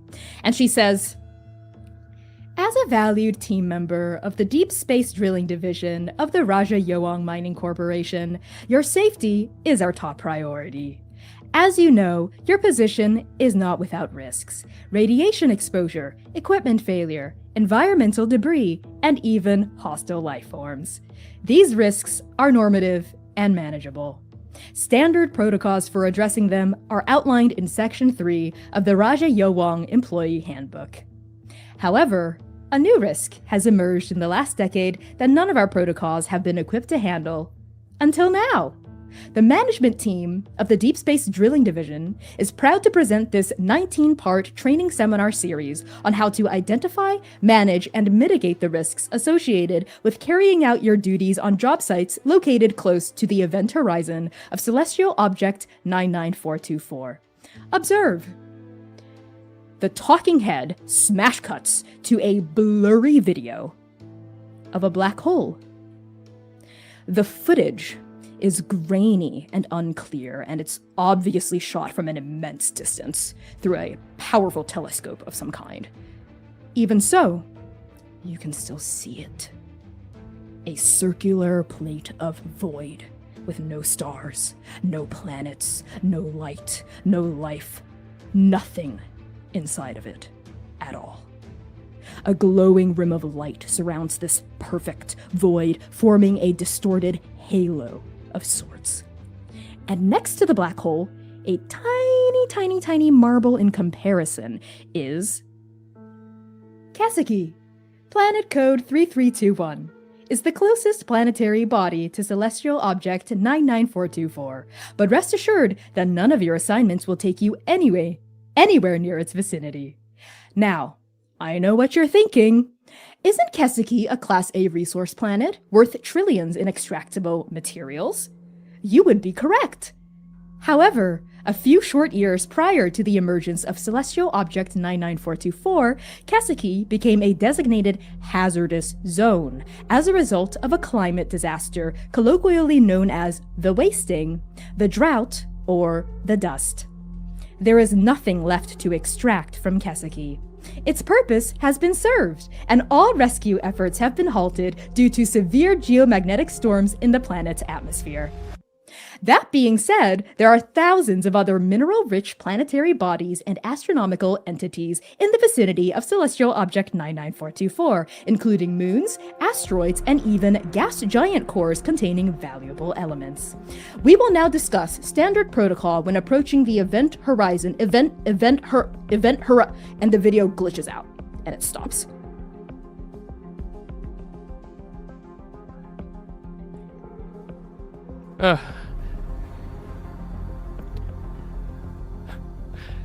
Fuck.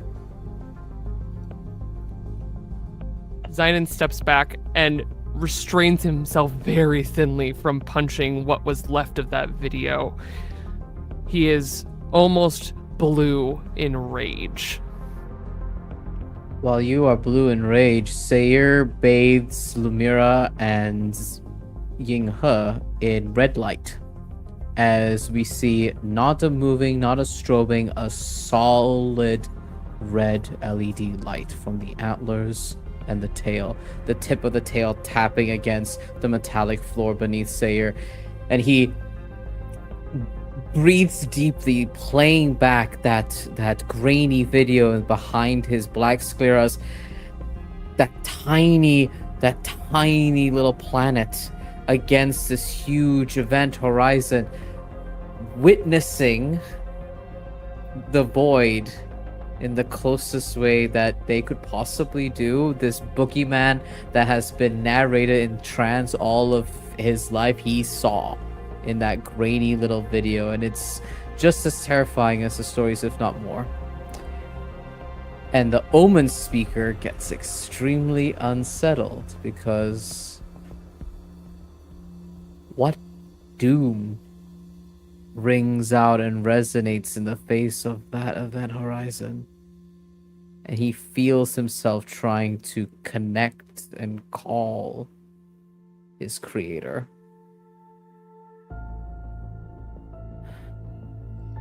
Sayer, as you reach into yourself and the light like emanates a kind of red alarm, a fear leaking out from you. Just like in Inferno, Doom's presence here in Apis Fuyumi, it's not a specific voice or a singular entity that manifests, or a recognizable presence even within your mind's eye. But as you see this video, which is currently caught in a silent glitching loop of the woman's like last few words, she like keeps reverting a few seconds back and then playing it and glitching and reverting a few seconds back, you feel your own heartbeat in your chest going boom, boom, boom, boom, and you see the glitching start to move in sync with your boom, boom, boom as it glitches. And there's something about that that makes you realize however Doom manifests here, it's within the technology of it all. It's within the fibers of this ship, within the unseen radiation and network that connects the galaxy to itself. There's a da-doom, da-doom, da-doom as you feel your fear, as you feel Doom's fear starting to resonate through the screen. But before you can parse through that too deeply, we pan over to Lumira. I think Lumira was looking on. Lumira was looking on in deep confusion all throughout this video. Like, what the fuck is this? And her face, of course, you could see it across her face. Her confusion as she's trying to put pieces together until she sees it. And much like the video itself, Lumira seems to glitch too. And in that moment, she's never felt more small than she does right now. And I think it takes her by surprise. Like, she actually gasps and is taken breathless for a minute because it is utterly terrifying. And I think she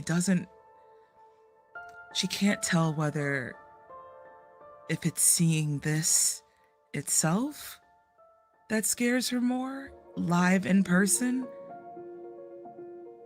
or the fact that she can't shake how deeply familiar this feeling is.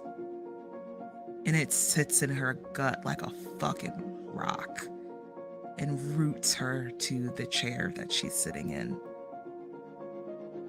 blinking and lost. Lumira, next to you, Yinghe leans forward as though transfixed.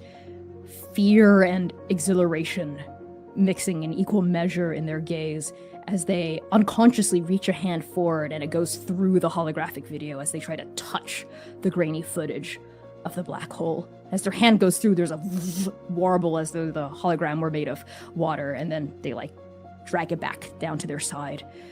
They turn to the rest of Nova. They open their mouth. They start to say something. But then, all of you hear a voice coming through the speakers of the Apani Kestrel. A voice you haven't heard in days. A voice that your party perhaps willingly forgot about until this very moment. Oh, hello! What the fuck? There is a whirring noise from the central console, and then a circular panel whisks open on the dashboard, almost like a garbage disposal, but the opening is 6 or 7 inches wide, and rising through this opening, slowly, magnificently, is a floating, spherical droid. A large, circular camera embedded in its body shines with a dull crimson light resembling a single red eye. And its chassis is a kind of beat-up industrial gray coloration with a white logo stamped on its side, the same logo on the hull of the Apani Kestrel itself, and on all those barrels, a 2-headed sea serpent. The Oracle's eye blinks as it levitates into the middle of your party, spinning around in midair to scan its environment with a little beam of light. And when it speaks, its voice now emanates from its body. Oh, hello, Strike Team Nova! Did you miss me? What are you doing here? How did you find us? Oh, whoa! Hey, I'm on your side! I'm a part of Strike Team Nova too, right? You didn't think you were rid of me? Oracle, how are you here? Yes, I suppose I do owe you some explanation of how I could Quickly. be here. Oh, yes, anything you say, princess. So basically, after Zine and Esh hit me like the baseball in a very rude fashion, I did go back to trans. I went back to the syndicate, and I may or may not have tattled on you to Mother. Of course you You did. did what? I had to! I mean, you were going off script! You're doing things you weren't supposed to do! How I much had to And tell you are now. them? Hey, listen. All I told them was that you were doing things you weren't supposed to do. How do you think Strike Team Phoenix got sent after you, And even the patron saint of mortals? But hey, listen. I regret it. Okay? I really regret it. I told Mother and she got really mad and kind of scary. Like I've never seen her act like that before. It was really frightening. So as the syndicate kind of went on like high alert mode and there were like alarms and stuff and everyone got sent in a tizzy and Artemis was, doing crisis management or something, I was able to lay low until I sensed you all come back into the journey, because there was a moment there where you were kind of not in the journey. Like I couldn't feel you anymore. It was very odd. It was after Striking Phoenix got sent out. Like I couldn't feel you at all. But then I could feel you. I could sense that you were in this galaxy. So I slipped out of the syndicate and I've been hiding here ever since. But don't worry. I destroyed all internal transmitters within me to the syndicate, so I can't be hacked or traced. Probably. You... What? You could do that? Yeah, obviously. You underestimate many things about me, young Sayar. Many things. That's rich coming from a tattletale. Oh yeah? Well... Okay. Both of you. Okay, please. Oracle. One thing at a time. Yes, Mr. Esh, Are you... who hit me really hard with a baseball bat. Zynon, please. Zynon open has his eyes to the Oracle. 2 spheres in his eyes. One eye is the Oracle and the other is Keseki. And he can't get it out of his head. You're here to help us? Yes, that's why I'm here. Because I'm just like you, right? I've always been different. I mean, come on. I'm gonna address the elephant in the room. I've always been kind of weird, haven't I? None of the other oracles laugh at my jokes or even understand what a joke is, really. And I've always We're been all the picture of Striking normal. Nova. It's fine.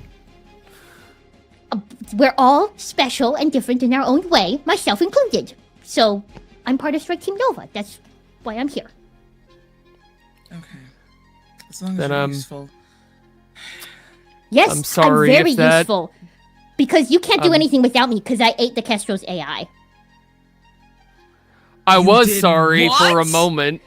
What? Hey, I gobbled it all up because this AI? Come on, it's freaking evil. Okay, artificial intelligence? I don't think so. Not very intelligent if it got ate by me. So you're gonna need my help. That's not why I did it, though. I did it because the AI was evil. Yes, it was super evil. Fair enough. We don't know what it could have done, but still, can you man all this? Who do you think's been flying the ship? Autopilot? I've been making thousands of micro adjustments to the trajectory of the Kestrel within the slipstream per second, per millisecond. Without me, I don't know, you might have crashed already. And if I hated you, if I wasn't trustworthy, would I still be keeping you all alive? Oracle, Yes. all of Nova. Where we're going? You said you want to help? You want Yes, to yep. follow? Yes, That's where we're going. You help us, we're square. The Oracle slowly rotates in the air and looks at this grainy footage of Keseki and the black hole. And the Oracle kind of bobs as though its head, were nodding. And it says, Understood. I mean, you did input coordinates to Keseki, so I have been taking us toward Keseki. So I assumed we were going to Keseki. But yes, I am 100% on board with this. Zion just shoots a humorless kind of head cock to the Oracle. Speaking of which, we're getting really close to our destination, actually. You four might want to buckle in, because I'm about to pull us out of the slipstream. So good. All right, Nova. And Sayer, like, looks at the Oracle, the equivalent, like, the equivalent of, like, this, you know, but it's just a look, before taking a seat right by, Yinghe, feeling his heart batter against his ribcage, and the red light is still glowing. as each of you strap in to one of the 4 seats in the central console area, the Oracle kind of narrows this red eye at you, Sayer, but then spins back around and faces the main dashboard. And as a object that can float, it doesn't need to strap itself in necessarily. And all of you see it float closer to the command console, and through some sort of like remote control system, you see different holographic symbols light up as it starts piloting the ship actively, like beep beep beep beep beep, beep, and you like hear the Oracle muttering kind of under its breath, All right, let's see just how much coolness this fusion torch drive can do. Let's see where we can take this fusion reactor core. All right, everyone, hold on to your butts. I'm pulling us down into slipstream. and there's a beep beep beep beep beep, beep, and there's a big jolt, and the Apani Kestrel dips out of the slipstream. And the streaking lights and glowing void around all of you vanishes, inverting out of existence. And you find yourselves in front of your destination. Keseki, planet code 3321, has been dying for over 15 years. Even from this distance, 500,000 miles away, you can see it. Or rather, you don't see it. You don't see a green expanse of forest or jungle. You don't see oceanic blues and ceruleans. You don't see neon mist or clouds. There is no red-hot fire, no rich brown earth, no scintillating purple of gem-encrusted mountains. There is one color, and one color only. Dust. An opaque blanket of gray and brown Clouds, storms, ghosts covers every single inch of the planet's atmosphere, dense and coagulated like rotten blood.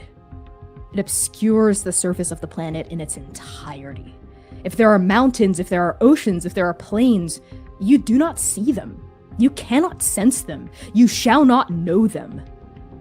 This blanket is the dead silt that mushrooms when a boot disturbs a decaying riverbed.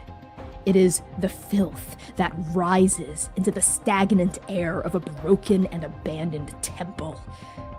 And you know that this is not a place of refuge. This is not a place of return. This is not a place of honor. It is one thing, and one thing only. It is dying. But that's not the worst thing about the view in front of you. Far from it. Because Keseki, planet code 3321, is a finger's width away from void.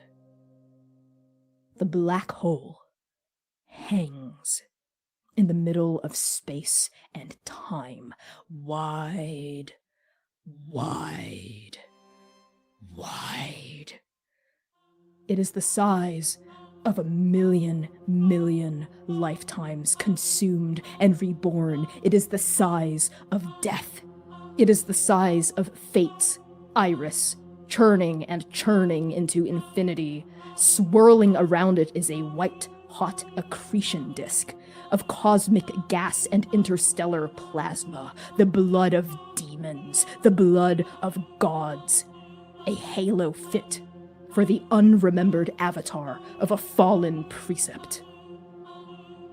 Space itself bends around this void, forming a sphere, wheel, event horizon that whispers for you to cross it.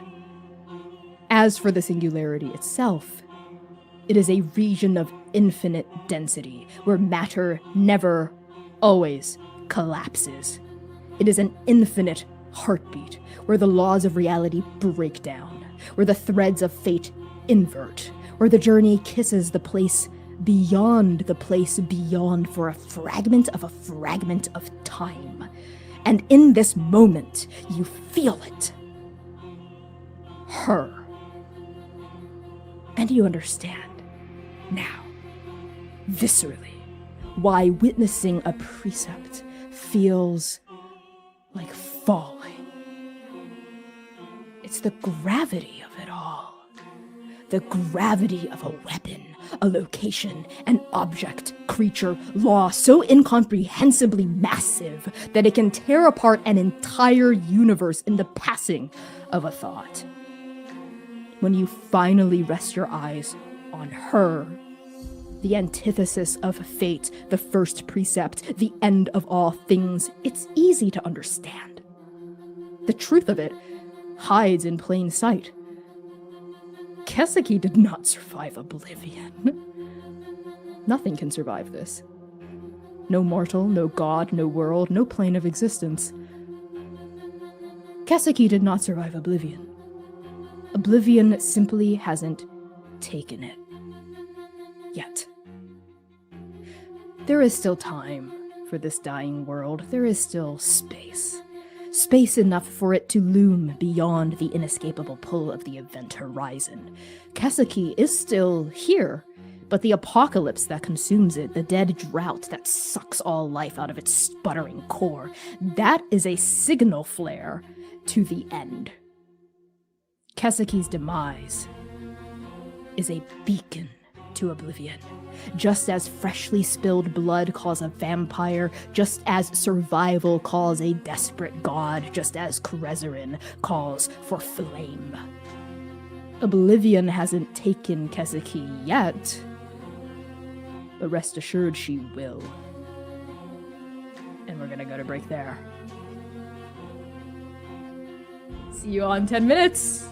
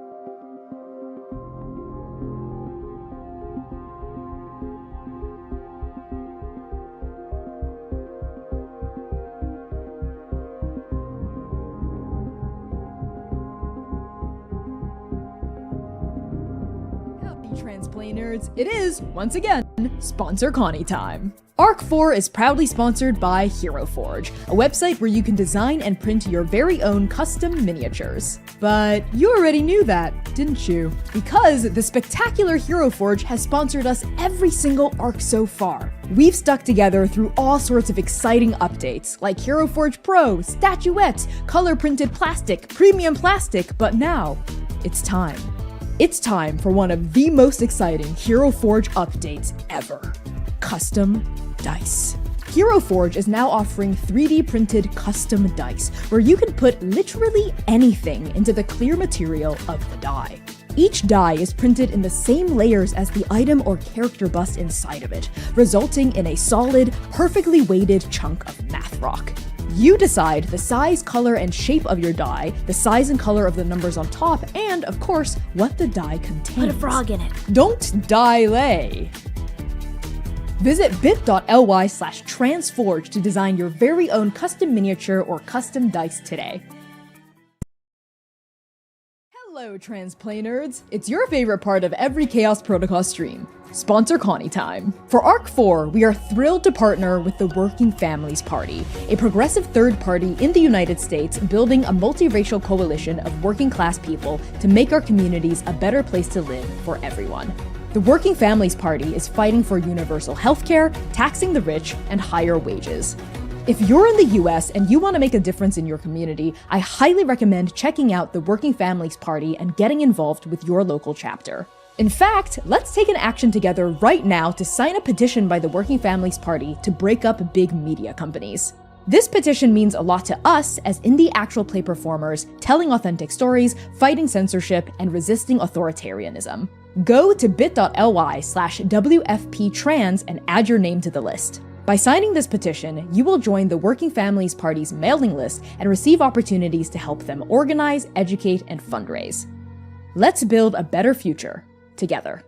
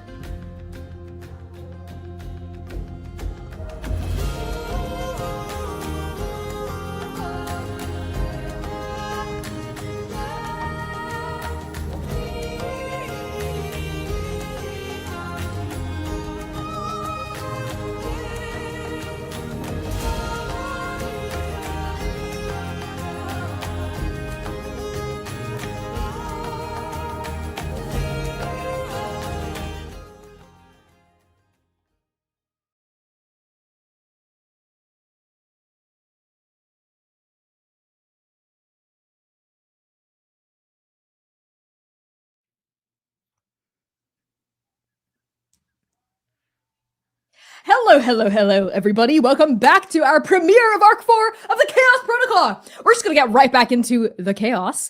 So as a reminder, as always, we are a dark fantasy actual play series that deals with content that may be triggering for some viewers. So content warnings for this back half of the session may include fantasy violence, complex relationships, interpersonal conflict, death of loved ones, grief and mourning, romance, heights and falling, vast depictions of space, crashes, and references to classism, revolutionary violence, and the loss of children. If you are in the Twitch chat, use !CW to look at our content warnings at any time. If you're in YouTube Live, sadly, they don't have commands implemented yet, but our mods will be putting in content warnings every now and then. So keep your eyes peeled in chat for them. Great. And with that out of the way, let's get right back into the session.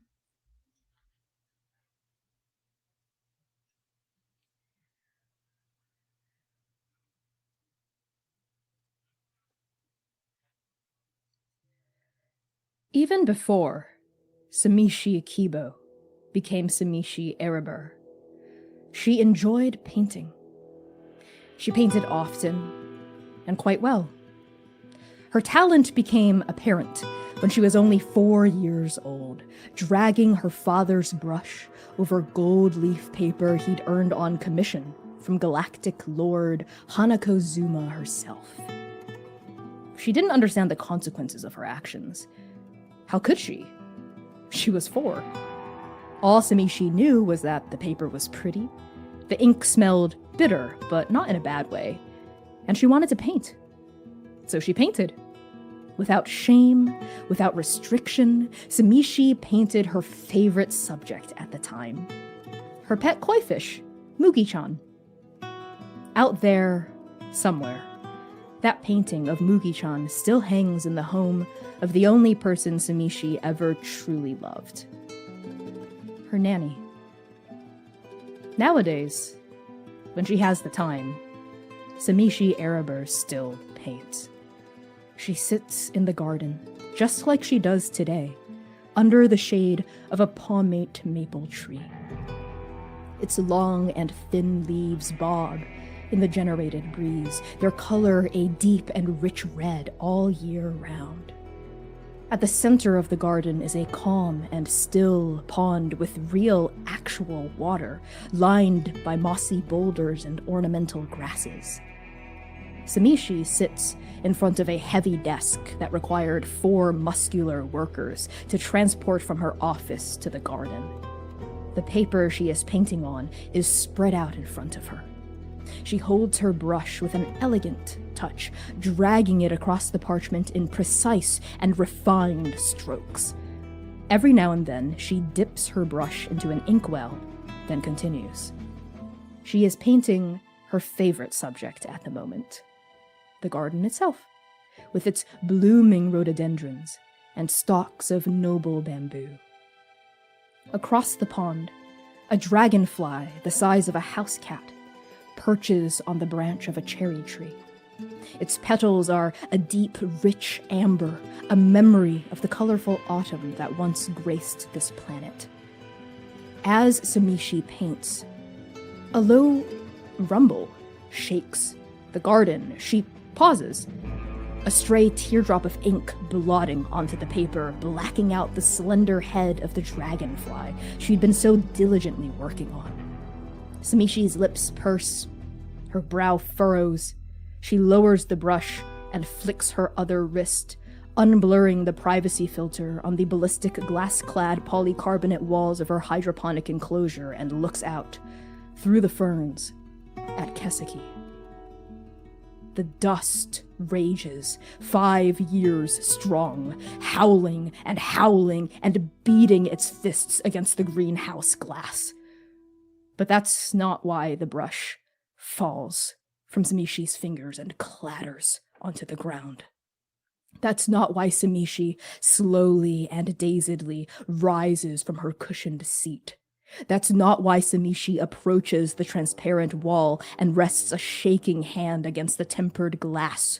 Her eyes, wide and black and crimson, are fixed on one thing and one thing only. the darkness. A circle of it, barely perceivable beyond the swirling sand of the apocalypse. But it's there, hanging in the sky, which still contains light, the only indication that it isn't evening these days. It looms as a shadow beyond the dust, a dour sphere of nothingness, a seed of annihilation, a singularity beyond recognition, a black hole. To this day, Samishi Erebor has no idea that she was the first person in the Apis Ryumi system to notice Oblivion's arrival. How could she? She's only mortal. And as she stands there, inside this memory, garden, dream, the ink blot on her painting spreads and spreads and spreads. Strike Team Nova. 250,000 miles away, which is to say, not very far at all. The dying husk of Keseki hangs in the middle of space, and behind it, who knows how many million miles away, which is to say, not very far at all, the singularity looms. You can feel it right now in the temporary and questionable safety of the Kestrel, a gravitational pull so immense that the engines of your ship must roar and roar and roar to counteract it, even at this distance. What primal mortal reaction grips you? Let's start with Lumira. I knew it was gonna be me. So I think as the ship is like trying to halt itself and slow itself down, I think Lumira does.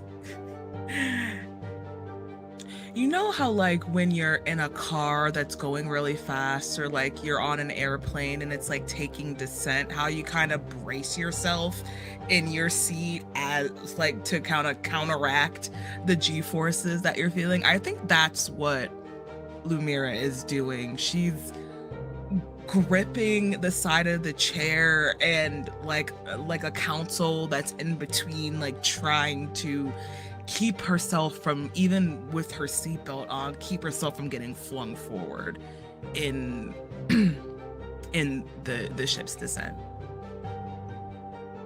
What about you, Sayer?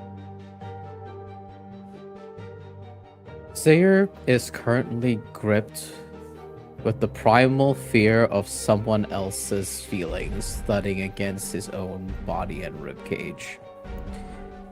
Sayer is and was afraid of Oblivion, the same way a child is afraid of the boogeyman in the middle of the night, these stories made real.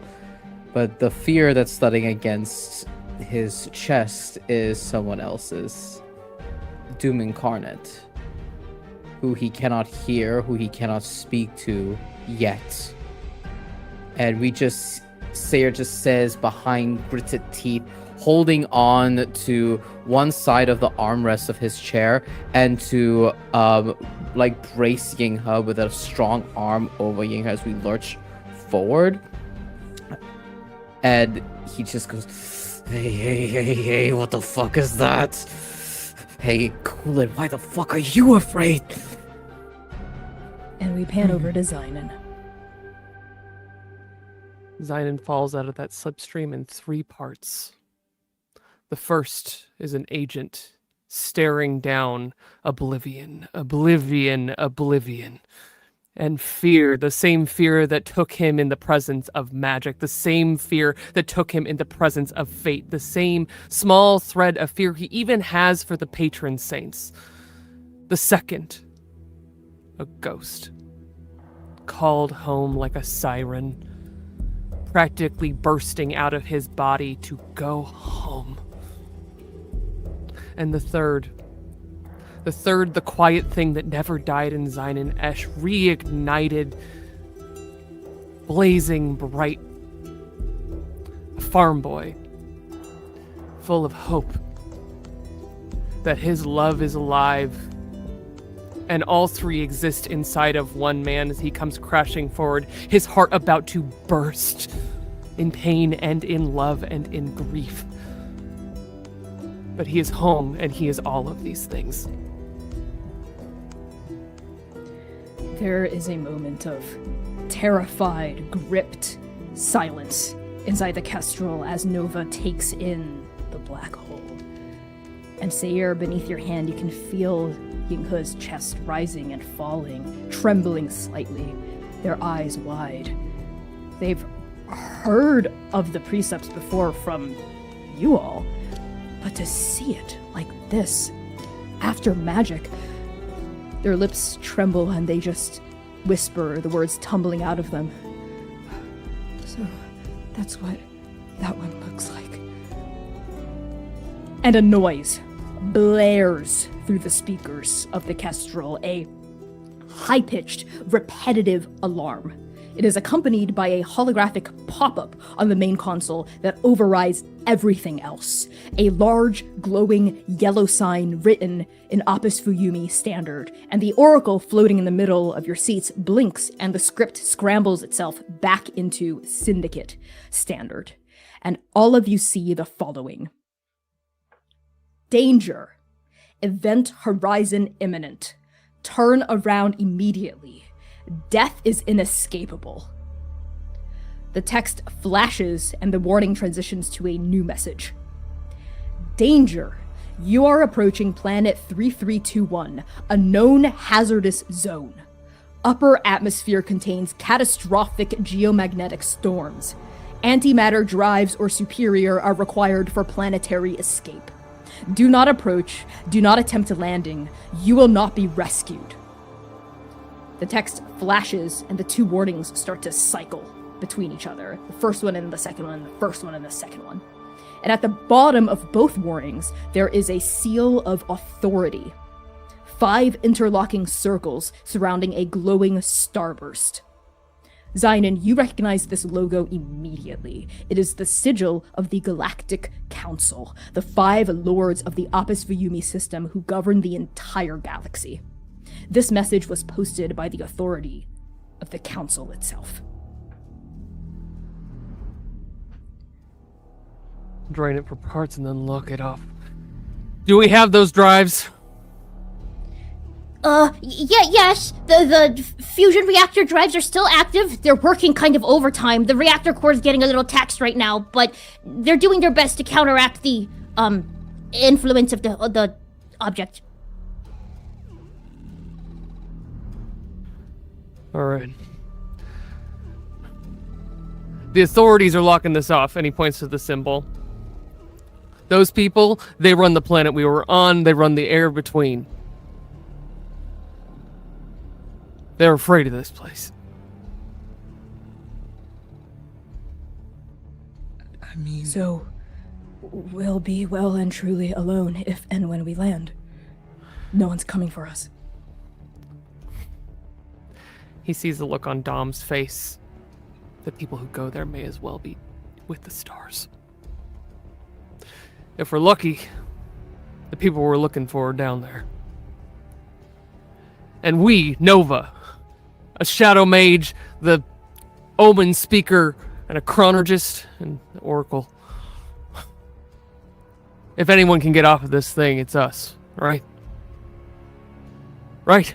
And there is trust. There is all the vulnerability you have been looking for in Zainanesh in one ask. Can you do this?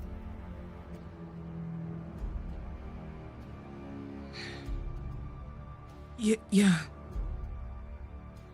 Sayer looks at you, nods, but his mind wanders to the warning of the antimatter engines required for escape, which is not what the Oracle named as part of our setup. And Sayer looks at you through doom and through oblivion, and against his better judgment of questioning you and your plan in this moment, stands by your side.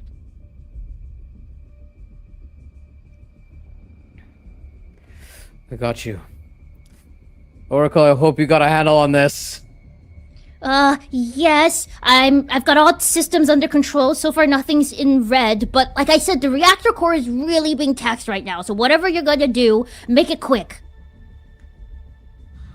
We can do whatever we set our minds to. And We're behind you, Nova, Zai.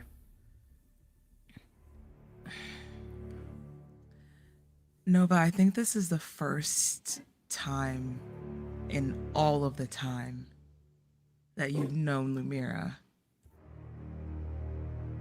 The brave girl does not sound so brave right now.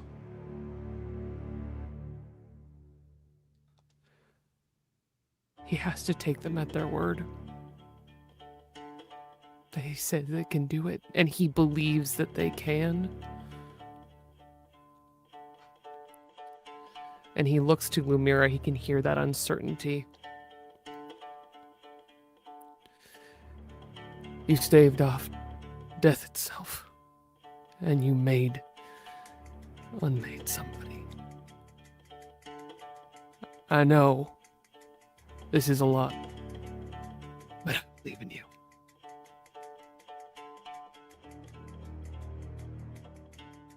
Okay. Okay. If the rest of you are in, then I'm in. We can do this. It's like you said, Lumira. We can do this. Strike Team Nova. It's time to land this ship, or die trying. But first, allow me to introduce our system for Arc 4. We are playing Force of Extinction by 12-Sided Studios, a survival game where players must navigate a post-apocalyptic landscape full of danger, scarcity, and mutation. In the base game, you have 3 skills: wit, grit, and survival. For the purposes of this show, we've added a 4th skill: charm. Each skill has a threshold between 8 and 12. The higher your threshold, the better you are at the skill. This core resolution system revolves around skill checks. To make a skill check, you roll a pool of d20s and look for successes. A success is a number that is equal to or less than the threshold of the skill you are testing. This is a roll under system. So let's say you want to deceive someone. I might ask you to make a charm check. Let's say you have a 10 in charm, so if you roll a 10 or below on any of your d20s, that counts as 1 success. You always start with 1 d20 in your pool. You can add another d20 for each of the following. If you have a situational advantage, if someone else is helping you, or if you are harnessing a relevant tool or power. You can roll a maximum of 4 d20s on a skill check, but no more. Additionally, you can harness the resources of a bastion to juice your rolls. For our show, I've also added factions and vehicles to the list of entities that have resources. There are 3 types of resources: provisions, which measures food, tools, medicine, and equipment; energy, which measures electricity, generators, and other forms of raw power; and protection, which measures weapons, shields, and ammunition. Each resource is rated out of 20, with 1 being the worst and 20 being the best. If all of your resources hit 0, then that bastion, faction, or vehicle is done for. The resource ratings of the Apani Kestrel are as follows: a 15 in provisions, due to the precious cargo it is carrying; a 12 in energy, due to the workhorse fusion reactor core that powers it; and a 12 in protection, which describes its serviceable artillery and shields. You can spend a resource of any type to add a d20 to your pool, but you must describe how you are using that resource in the process. You can also spend 3 resources of a single type to achieve a guaranteed success. No rolls required. Force of Extinction has a few more rules, but that's all we need to know for now to get started. So, Strike Team Nova. As the Apani Kestrel soars closer and closer to Kaseki, its engines getting louder and louder as it works to counteract the pull of the black hole. Who jumps into action first? to initiate the landing sequence. It's got to be Zynon. He is leading the charge. He is making sure that Nova is with him. And the moment he even finishes thinking through what Yinghe says, he is on his feet. That tether home. Where do you need me?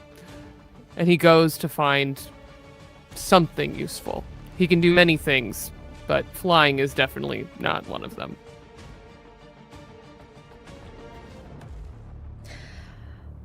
Do you address this to Yinghe, or do you address this to Nova as a whole? I think he's addressing largely the Oracle, or to Yinghe. Oh, okay. Okay.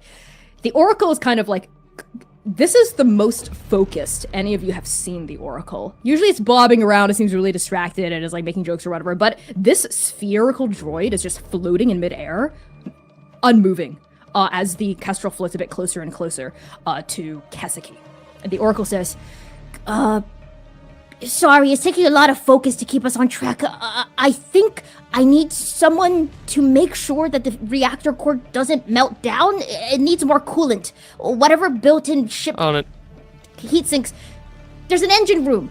And the Oracle uses their eye, swivels around, and projects a map of the Kestrel, like schematics. And one of the rooms lights up, directing you toward the engine room. It's right next to the cargo hold.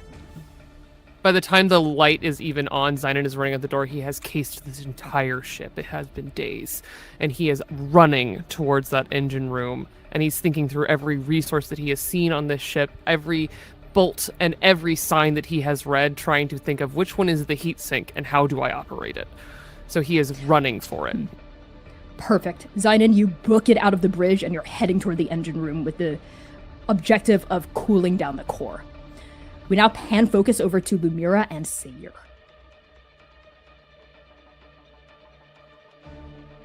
I think Sayir hears the Oracle, this entity, this droid that vexes him, torments him, and irritates him.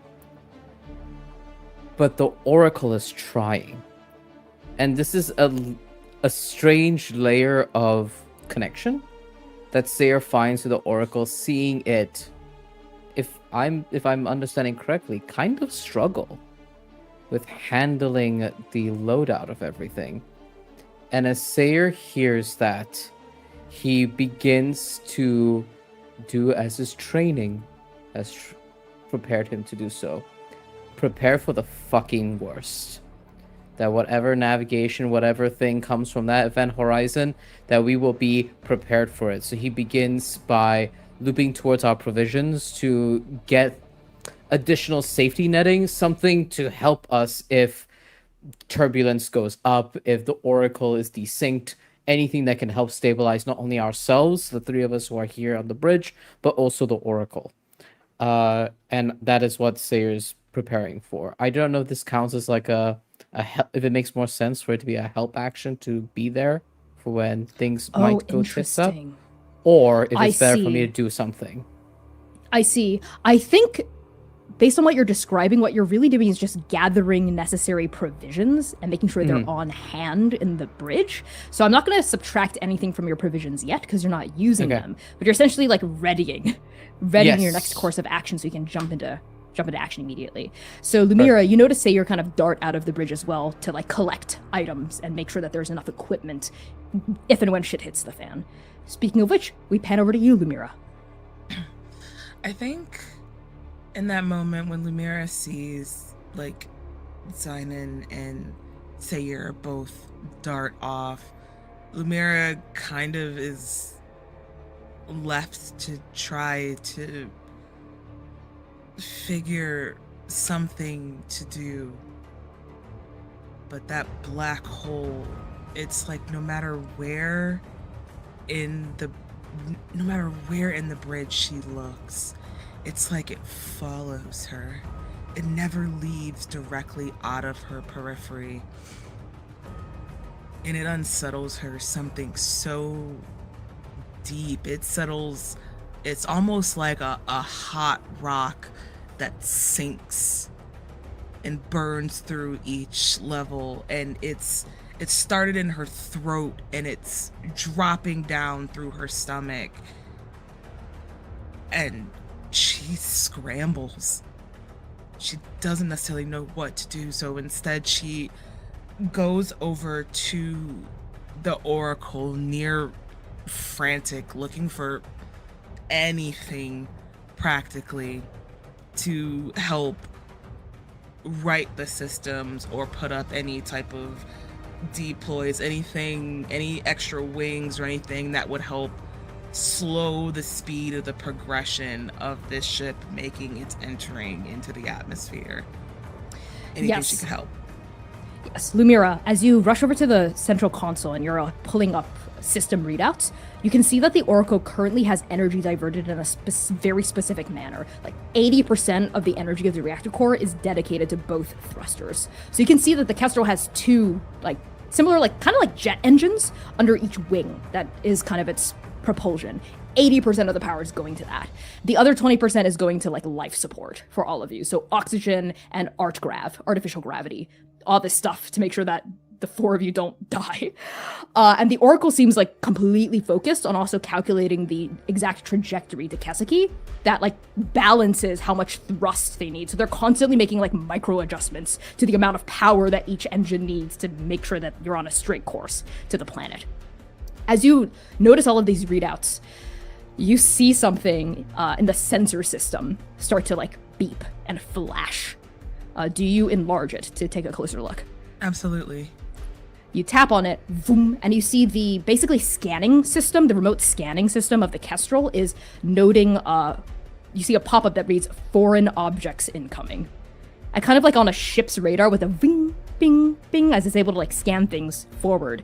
You notice like little, like one dot populate in front of the Kestrel, and then another, and then another, like dozens of dots begin to appear. And the Oracle goes, there's something in front of us. Okay.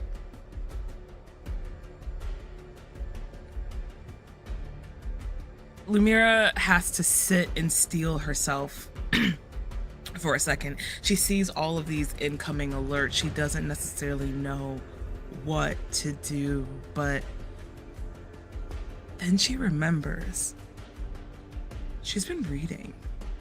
She's been practicing. So we're gonna bypass these alerts. These, whatever it is that's coming into the atmosphere, we're just gonna move them 20 seconds down that way, past us. Okay, you've been reading and rereading and rereading your chronology book. You know the extent of your power right now and the places where you can push your limitations further. To be able to vault something backward in time, or trap it in a liminal and like reverse its trajectory, you need to be a certain distance away from it. So you can certainly attempt this, but you're gonna have to let the Kestrel get a bit closer until you have visual confirmation physically through the shutters. Like you have to be able to physically see what you're controlling. Okay. Lumira trusts herself, she trusts her brain. She trusts her timing. There is no room for error. So she focuses, pinpoint, and almost under her breath, you hear her counting down from 60 as it gets closer and closer and closer. And right when that first one gets just close enough, Perfect. Okay, so Yinka notices you peering through the shutters, and they wordlessly help you by like sliding like a dimmer on the console board, and the shutters lift completely, so you have full view of what's in front of you. And as you get a bit closer, you see like little specks in the distance that very rapidly start to get bigger and bigger and bigger, and you realize what these objects are. It's a debris field.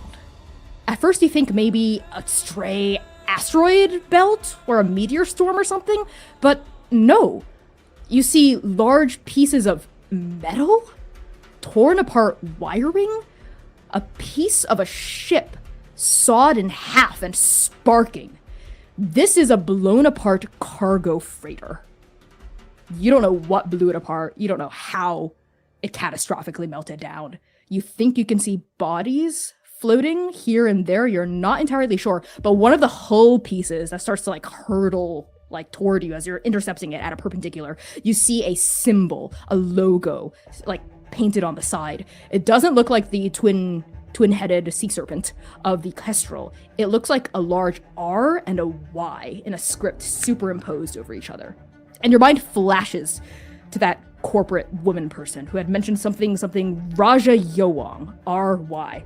Boom. This cargo freighter. So many debris. You also see random chunks of what look to be raw ore blasted out of broken crates.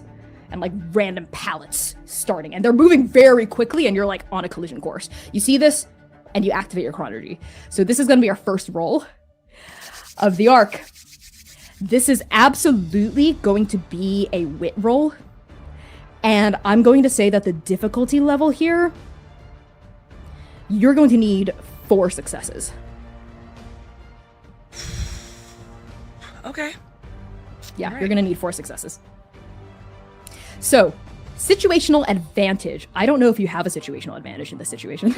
No. Assistance from another character? I think Yinghe is here and actively assisting you. They're next to you and they are helping you by pointing out where each piece of the debris is, feeding you information, helping you, like being there to emotionally ground you, which is what so much of your magic is around how stable you feel. Harnessing a relevant tool or power, yeah, you're using your chronology. Absolutely. So at a base, that is 3d20 in the pool. Even if you roll successes on all 3, that would not be enough to succeed this challenge. Would you like to burn a resource to add another d20 to the pool? Yeah, absolutely. I'm gonna burn a resource for sure. What resource would you like to burn? Provisions, energy, or protection, and how are you burning it? I'm gonna burn protection. Sure. Maybe what can happen is the Oracle can notice this and offer to use the artillery arrays to shoot debris out of like your way to help you in your task. Okay. So I'm going to say that's where we've taken protection down from 12 to 11. Would you like to burn another protection to add another d20 to your pool? Yes. I would love to do that. That would be great, actually. Great. So you get an extra 2d20. I believe that is 5d20 in your pool now. Correct. Go for it. Protection is down to 10. Make a roll. So what is your wit score, Lumira? A 12? We're looking for 12 and lower. Yes, my wit score Okay. is a 12. Okay, so on the first round, that's a 5, an 8, and an 11, a 19. So that one doesn't count. I need to roll So we need 2 one more. more. Okay. That is a 16. That doesn't cut it. And that, my dear, is a 5. So. Okay, yeah. You do it. Yeah, the Oracle notices the debris field and lets out a, Oh, okay, I'm gonna engage both of the Erosion 350 MEV Zeta autocannons. and you hear like a shaking the hull above you, and then you see like ballistics shoot out and like blast a bunch of debris in front of you like to pieces. And like the space rocks just ping mostly harmlessly off of the shields, but some of them kind of rock the ship a little. And tell me what it looks like as you reverse the trajectory of this debris field out of the way, clearing a path. I think Lumira is sight set, laser focused. Anything other than that right now.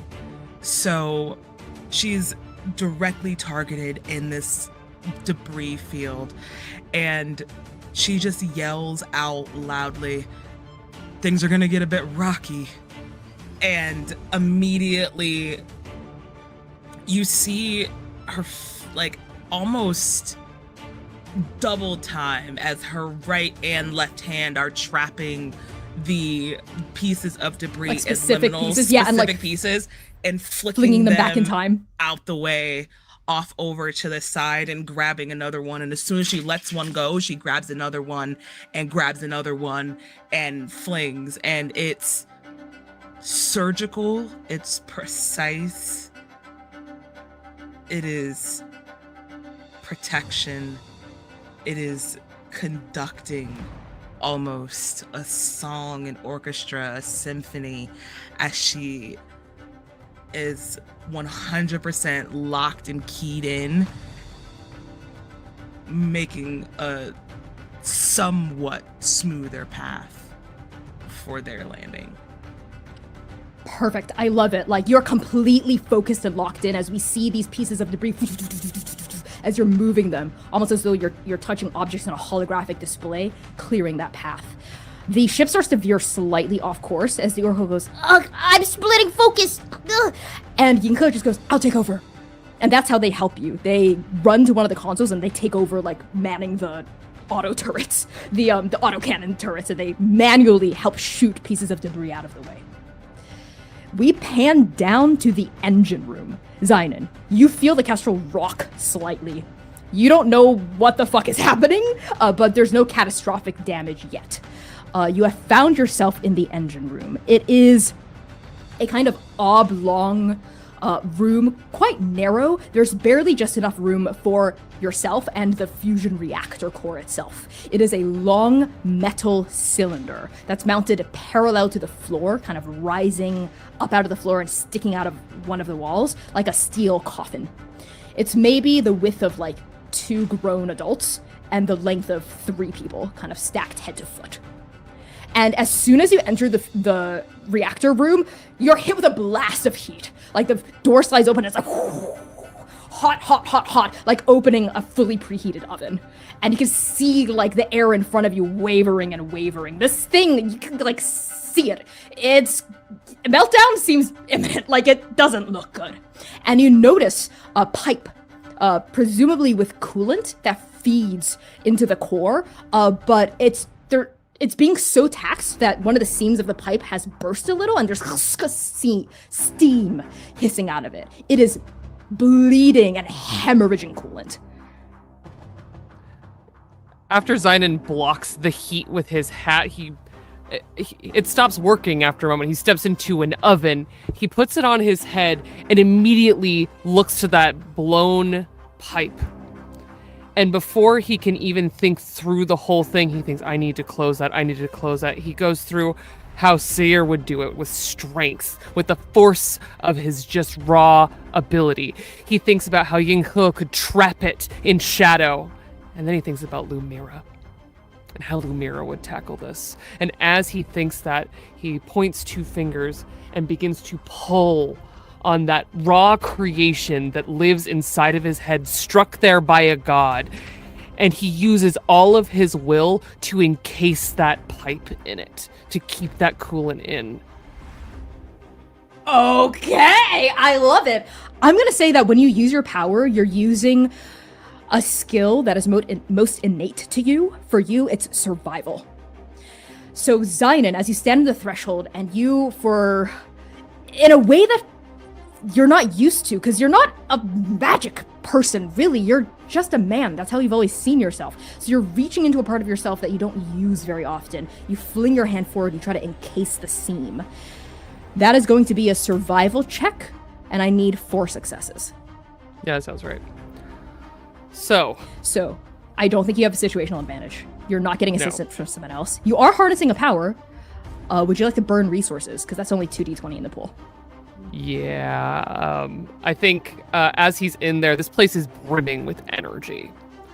Mm-hmm. And so he is going to reach out and clumsily, again, this is not his strong suit, you're right, but he has to succeed at this for his family in all facets of what that means. So he digs deep and looks around and is going to try and draw on the energy of this room. Not only the heat that is here, but the actual power to try and, like, suture this back together.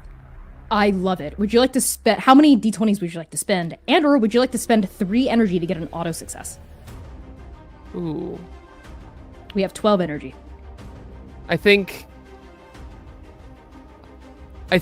that we need 4 successes.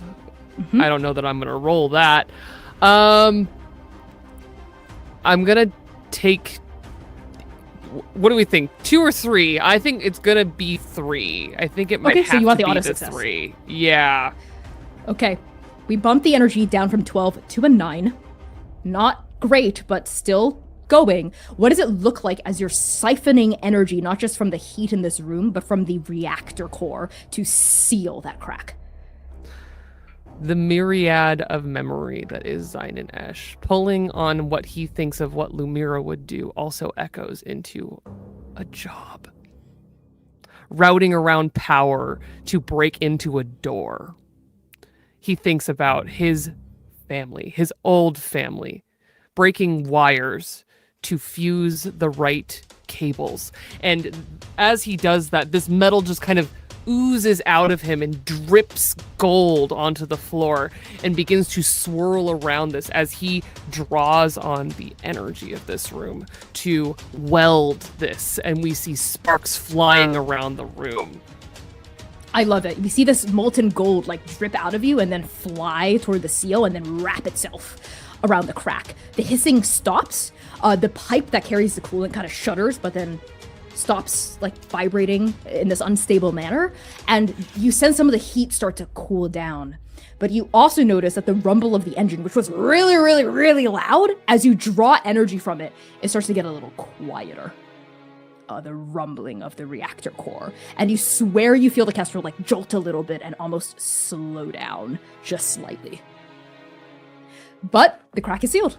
A meltdown at least is not imminent, but perhaps a lack of energy and a shutdown might be.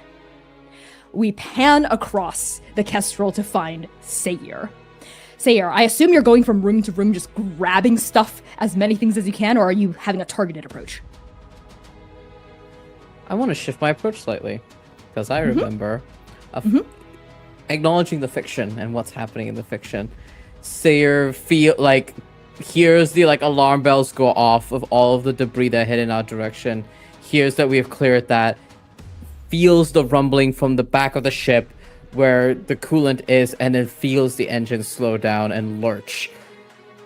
And we see Sayir's antlers and tail begin to flash a light yellow as he's looking around. I would like to use my ability, Strategic Intelligence.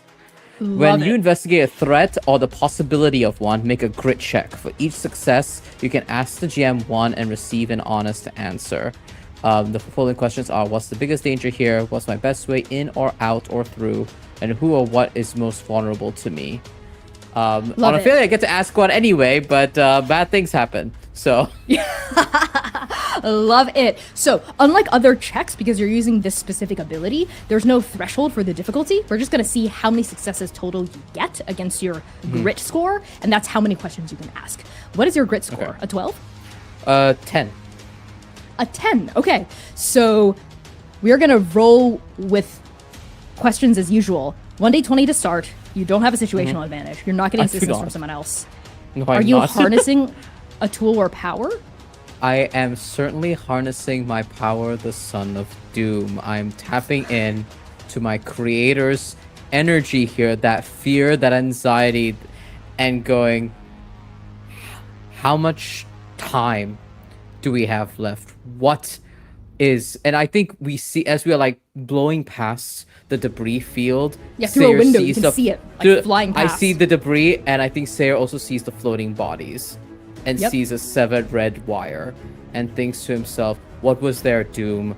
Can that doom us? And if so, how much time do we have? Perfect. Okay, as you pull on your connection to Doom itself, there's blaring alarms. So it's blaring Dad, red what through the these fuck? hallways. Why are you... Dad, I blaring need you to red be through the chill. hallways. Right, kind of because the Pawnee Kestrel is kind of in crisis emergency mode as it's going through this debris field. And as it pulses and you pull on Doom, the pulsing speeds up to match the jackrabbiting of your heart. The gagoosh, gagoosh, gagoosh starts to beat in rhythm to the pulsing alarms and sirens inside this hallway. And the fear that courses through you, this bitter and sour fear, is both yours and it is Doom's. This terror you've never felt from this father figure of yours. So that is 3d20. Would you like to burn any resources to add more to the pool? I think this would be really fun. Can I burn a provision to get like a radio Oh, or something absolutely. to try and key in to whatever the fuck like signals or Morse code or whatever like communication that Doom might want to try and send me after realizing it. that Doom is in the technology. So that's one provision. That is one radio that you grab and have on your person. We're bumping provisions down from 15 to 14. So roll 4d20. We're looking for 10 and lower. 10 and lower. That's 4d20, right? Yep. 4d20, yep. Yeah. Right. That is unfortunate. Hate you. There was a natural 20 in there. That's unfortunate. There's an 8. The others are okay. The others are okay. There's an 8 and a 2 and a 3. Okay, so you can ask all There's three a nat 20 in there. questions. That's upsetting. Oh, That is in upsetting. any other system. Literally any other system. Okay, you can ask all 3 questions here. So Yes, which one would I you will. like to ask first? The order will matter, What is yeah. my best way in, out, or through? Through the situation? Like Yes, in through, okay. like to navigate our path to our destination.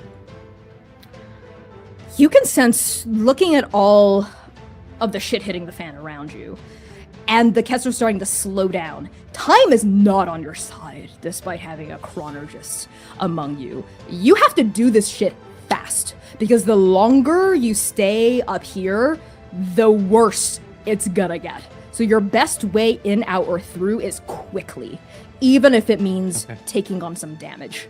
You're gonna get damaged regardless. It's best to be slightly battered and alive than trying to keep yourself safe and dead.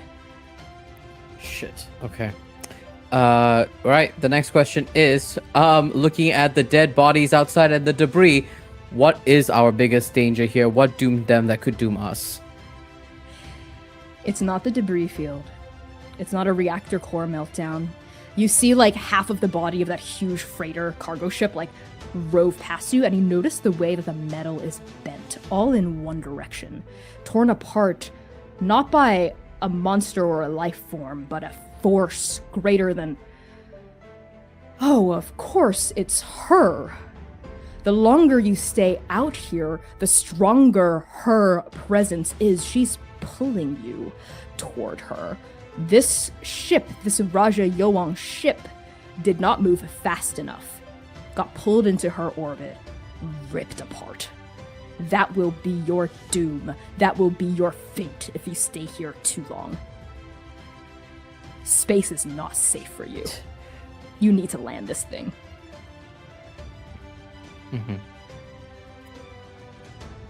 All right.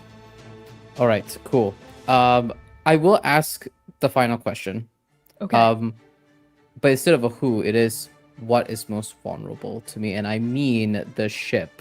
What here is the most vulnerable here to me in my assessment?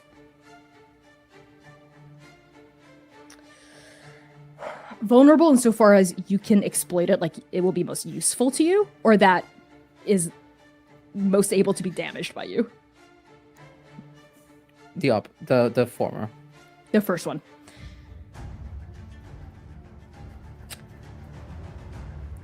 I would say you remember the time you spend in the cargo hold.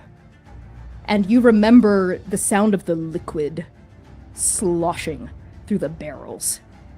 And you recall what the Oracle had said about the reactor core almost melting down.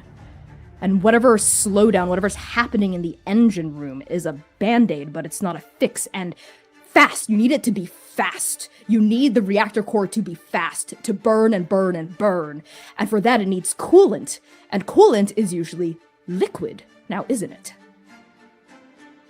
It sure fucking is. All right. Just for fun, Connie, because I'm curious, how has Doom been speaking to me through my funny little radio?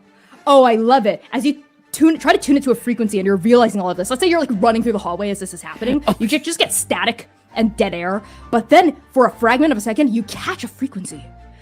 It doesn't sound like Doom. It sounds like a distress call coming in. You hear like screaming and shouting and klaxons in the background. You hear someone saying like, "This is first officer aboard the Raja Yo.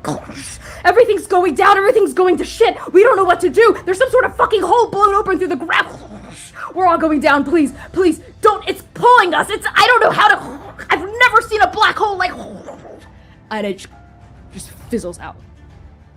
I clack it shut, and I'm running to to those tanks of coolant, and I'm going to try and wrestle it towards Zynon as quickly as I can.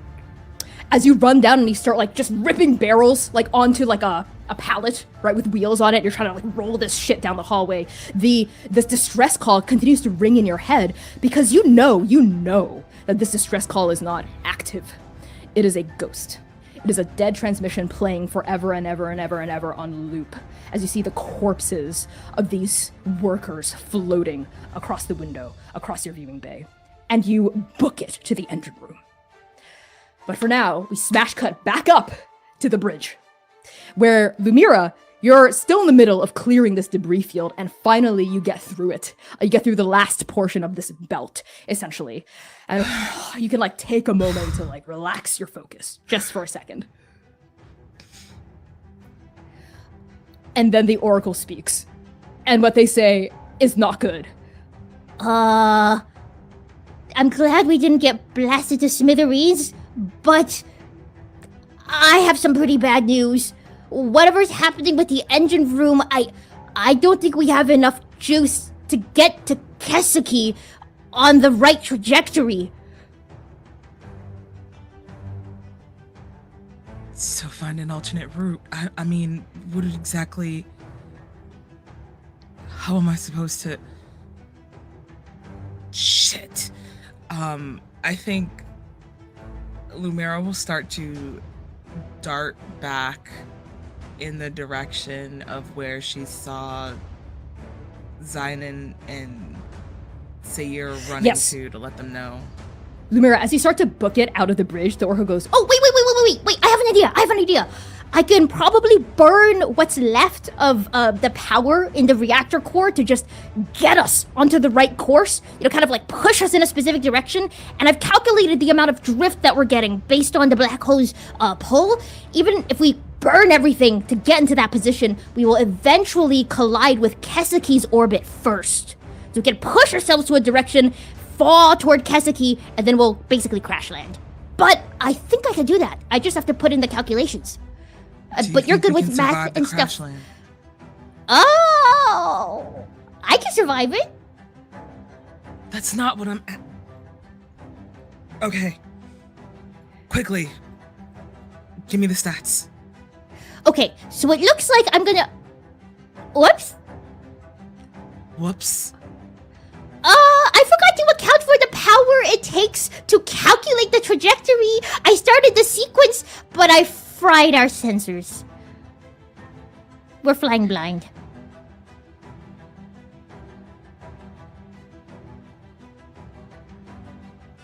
Come on, Lumira, think. Lumira, I can navigate, or I can continue to manage life support systems.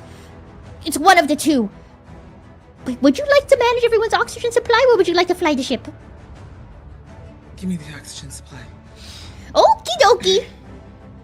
and you notice basically a console light up next to the steering wheel, which locks as the Oracle starts to like auto navigate it, and you can hear the Oracle talking to himself. Okay, so if I put in this amount, pi is 3.14. As it starts to like push the ship, you notice it go kind of slightly off course, and the engines start to rev as the Oracle starts to burn through the rest of the fuel, the rest of the reactor core energy to like go in a specific direction.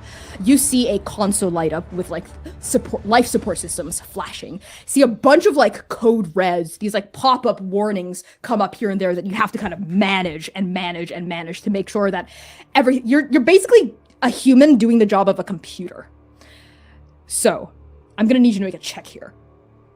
It's gonna be a wit check.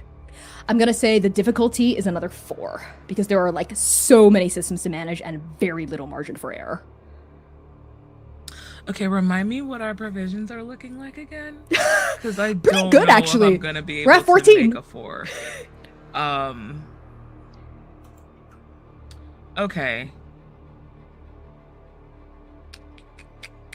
Would you like Yeah. to burn 3 for an auto success? I was just about to say, yeah, because I was like, I don't even think I would actually even be able to make that, even if I only burned 1. So I'm gonna just go ahead and make that an auto success.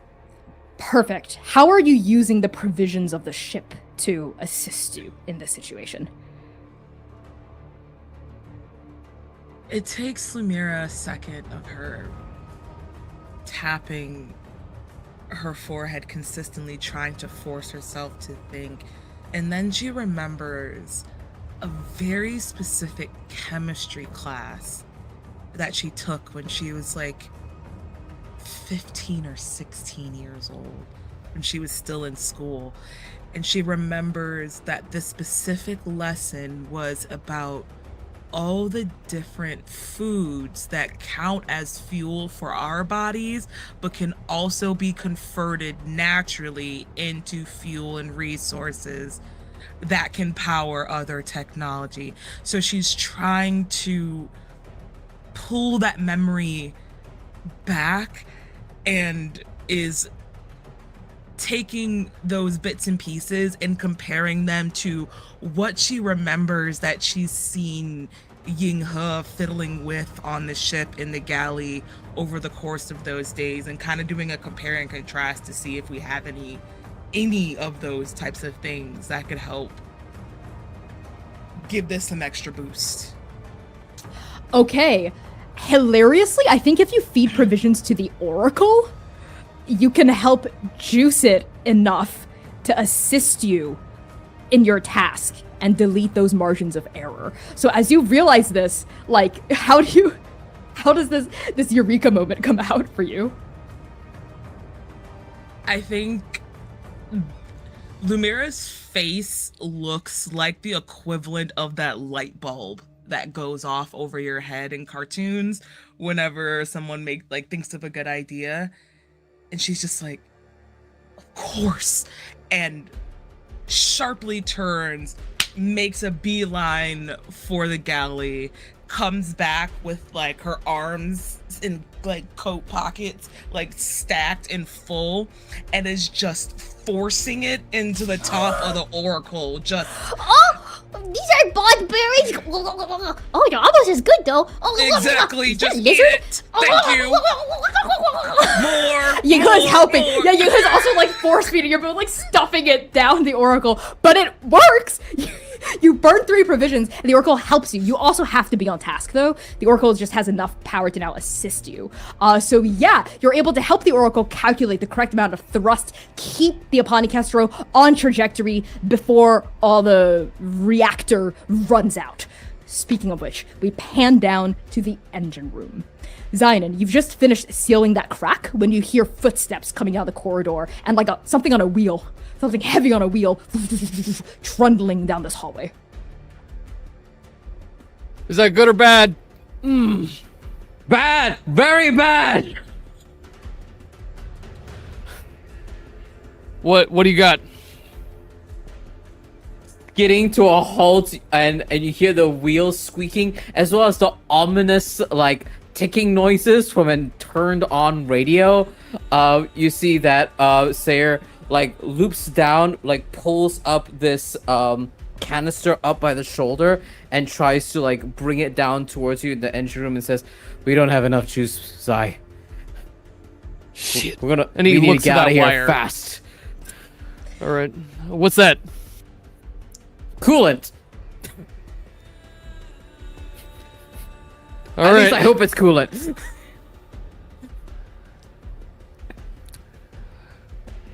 Then Zionin is going to go and try and pop open that canister with Seer and Okay, try and cool absolutely. down the engine. Hope Yeah. it's coolant. Perfect. Yeah, Zionin. So how do you force open the lid of the first barrel? He's opened so many barrels in his life. He is Uh-huh. the son of Sorna Esh. He knows how to open a barrel. And he goes at it with, I think he just finds a bar, like Yeah. a tool nearby, and just starts prying it open. No check needed. You absolutely succeed in this. You pry it and then you tip the lid open, perhaps expecting something radioactive, expecting something fucked up, maybe blood or whatever the fuck. You don't know what you're expecting. Both of you look over the edge, you look in, and you see perfectly cool, clear, crystal, pure water. Zynan's constantly chapped lips seal for a moment as he looks at this and tries to decide if dumping what is worth more than gold is worth this descent. That is so much fresh water. But we need it. Yeah, we fucking Hope do. we don't regret it. Okay, so you all can very easily figure out kind of like a place where you can dump like a manual emergency like coolant hatch that you can pull open. The handle's really fucking hot though, but the two of you can work together to tip the barrel in, kind of like coal shovelers on steamships, but you're kind of like tipping the water in and you're feeding the engine water to make it like run faster and hotter, at the risk of like kind of like burning itself out. But Sayer, it's better to risk this than to not take a gamble here. So which one of you goes for it and grabs the handle and rips it open? I think it's got to be Zynon because he can't handle the barrel. I can handle the barrel. Okay, so I'm gonna need grit checks from both of you to get through this. So this is not a super high difficulty. It's just about if you can physically open this thing and tip the barrel in without wasting too much time or too much water. It's gonna be 2 successes required from Zynon and 3 from Sayer. Okay. Great. Okay, no situational advantage. Sure, you are assisting each other, so I'll give you that. Are either of you harnessing a relevant tool or power? I think Zynon he's digging as deep as he can. This is everything on the line for him, and he's going to try and decouple his thoughts from his body. He's literally going to try and think like a ghost to grab this thing, and if it burns his hand, so be it. But if he had his way, he would do what Naeem did to him in the streets of Inferno and step out of his own body to grab this thing. Perfect. So that's 3d20 for you as you try to tap into your ghostly form, mind over matter, literally, and grab onto the red hot burning steel of this handle and wrench it open. Okay, Sayer, are you harnessing a tool or power? Oh, hell yeah. You see Sayer, like, before lifting up the barrel, clips the radio onto the leather strap on his shoulder and, like, turns the radio to speaker, and he says, "Come on, old man, give me something, a timer, please." And this is the first time, Zynon, that you've heard Sayer refer to an old man not in your direction, but to whatever the hell is coming from that radio. And with that is 3d20. Help me, Yes, God. okay, why don't both of you roll? Yeah, both of you roll. I have wretched news. So you know how we were talking about 1 natural 20? Wow, that would be so nice. Guess what? I rolled 2 and a 17. So you've completely failed. I'm having war flashbacks to the playtest. Oh. Yeah, this system wants to be dead. Yeah, okay. I have an idea for how to adjudicate that. I need to know Sayer's result first. I got 2 3s and 1 19, so that's only 2 successes. You needed 3, so both of you fail.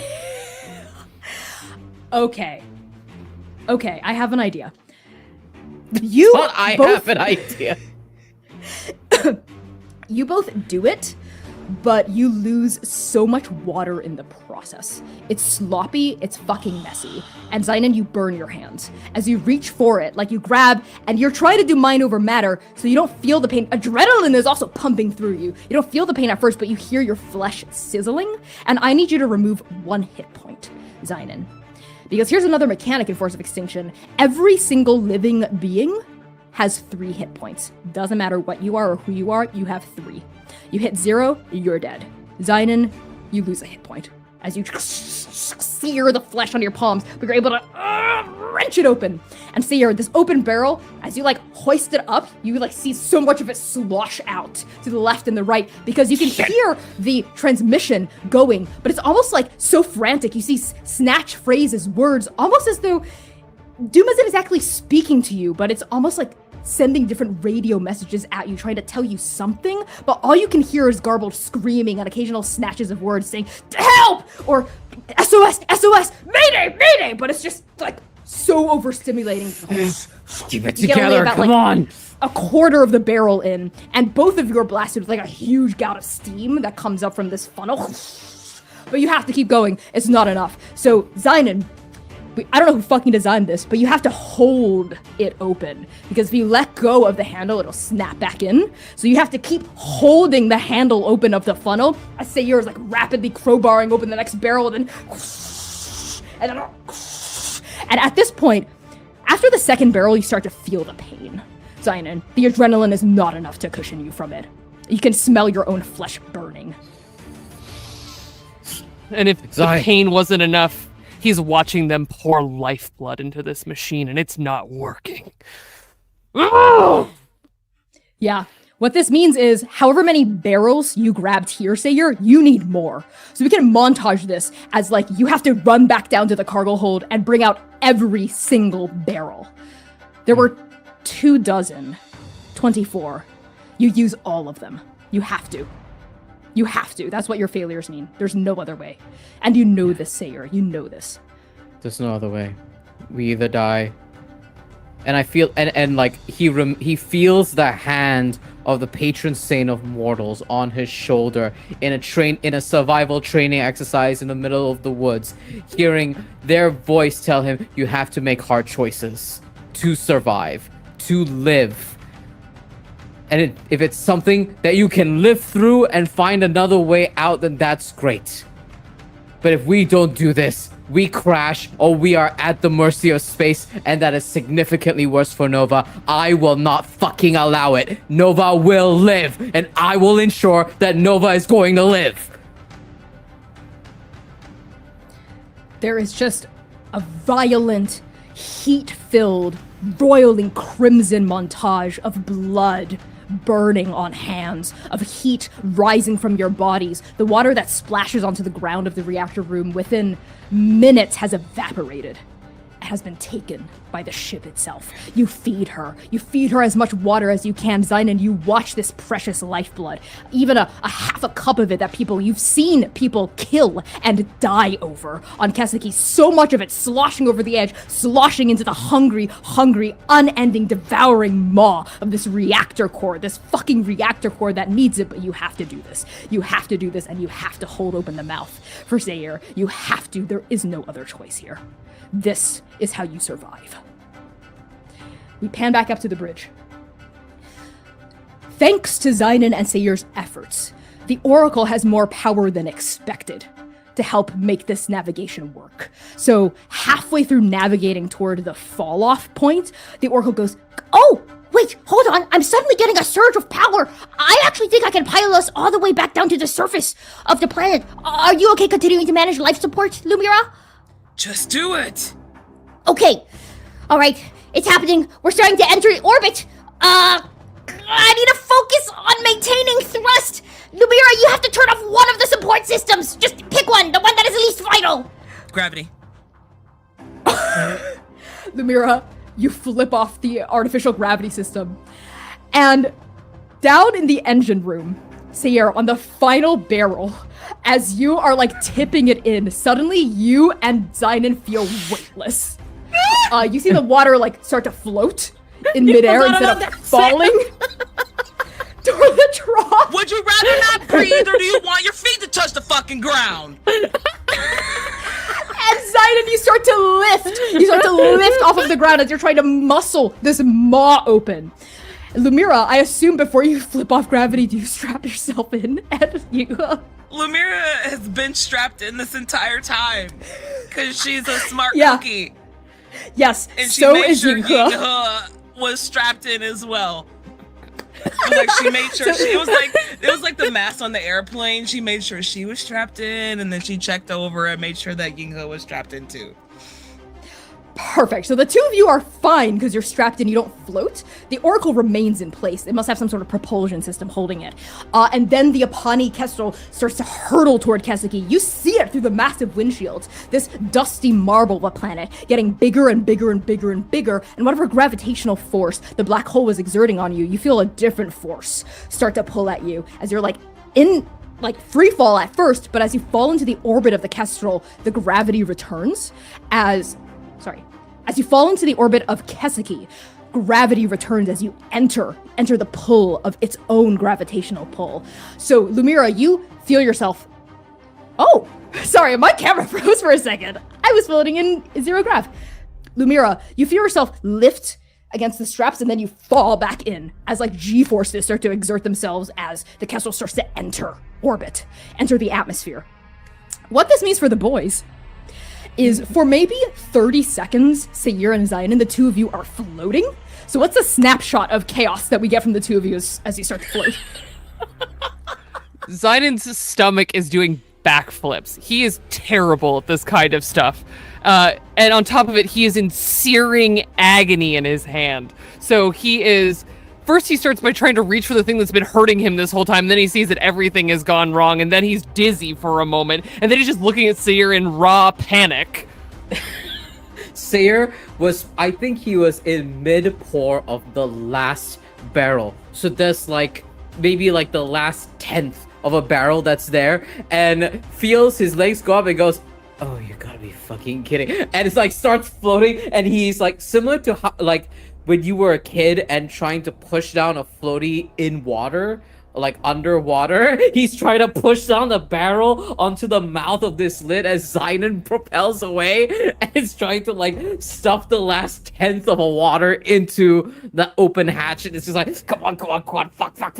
And it's like as you're all swimming. Through this chaos, as you're floating, trying to push the barrel in, as Zion is trying his best to like keep the mouth open, gravity returns, and all of you, the two of you, feel like a lurching sensation, as though the Kestrel is now falling in a way it hadn't before. The two of you smash onto the ground. You like collapse. Whatever. You hear the empty barrels in the hallway behind you rolling. Like it's a horrible noise, so fucking loud and metallic, clanging. And the last bit of water kind of splashes out and onto the two of you, like hitting your faces, your sweaty, emaciated, fucking heat-blown faces. You fall onto the ground. And the Apani Kestrel, on the outside, we see this ship hurtling through layer after layer after layer after layer after layer of torrential fucking dust storms. Violent winds howl and lash at the hull of your ship, rocking its chassis like a leaf left in a roaring typhoon. And in the face of nature's wrath, all of you are so fragile. You are so tiny. You are so breakable. You are lurching at murder miles a minute toward the surface of a planet that promises nothing but death and destruction and decay. Screaming gray and brown twisters beat at the windows of the Kestrel, and you see cracks, Lumira, beginning to spiderweb across the viewing bay. You see a shields meter begin to count down, and a hull integrity meter also begin to count down. But you, Lumira, you can't see anything except the dust and the wind and your cracking windshield and the razor-sharp grains of sand lashing at the hull of your ship. The sirens are blaring. The lights are flashing. The warning modules are screeching at all of you. And all you can do in your disparate parts of the ship is hold on and pray to whatever forces you still believe in. As the Kestrel hurtles through the powerful geomagnetic storms that rule the upper atmosphere of Keseki, how do each of you brace yourselves for landing? Let's start with Lumira inside the bridge. I think once again, Lumira is kind of like bracing herself in the seat while also doing like the mom arm in the car towards like Ying-ha, like kind of like across their chest as well too, as they're just trying their hardest to get ready for something like this. And I think last minute they are like, no, put your head between your legs. And like both her and Ying-ha are both like crouched, covering their heads as we prepare for impact. You sure do. You see Ying-ha at first white knuckling it on like either side of the seat. They hear your instruction, they obey, they follow you instantly without question. As you start to bend your body, Lumira, you hear a, excuse me, as the oracle floats toward you and like a terrified cat tries to nuzzle into your grip. I kind of try to slip it underneath my seatbelt, so it's like strapped to my chest a little bit, kind of like a baby Bjorn. You let the oracle in, and you can feel this droid like shuddering against you. Its chassis so fragile and metallic, quaking and quivering around you as you brace for impact. And we pan down to the engine room, to Zainan and Sayir. How do the two of you brace yourselves for landing?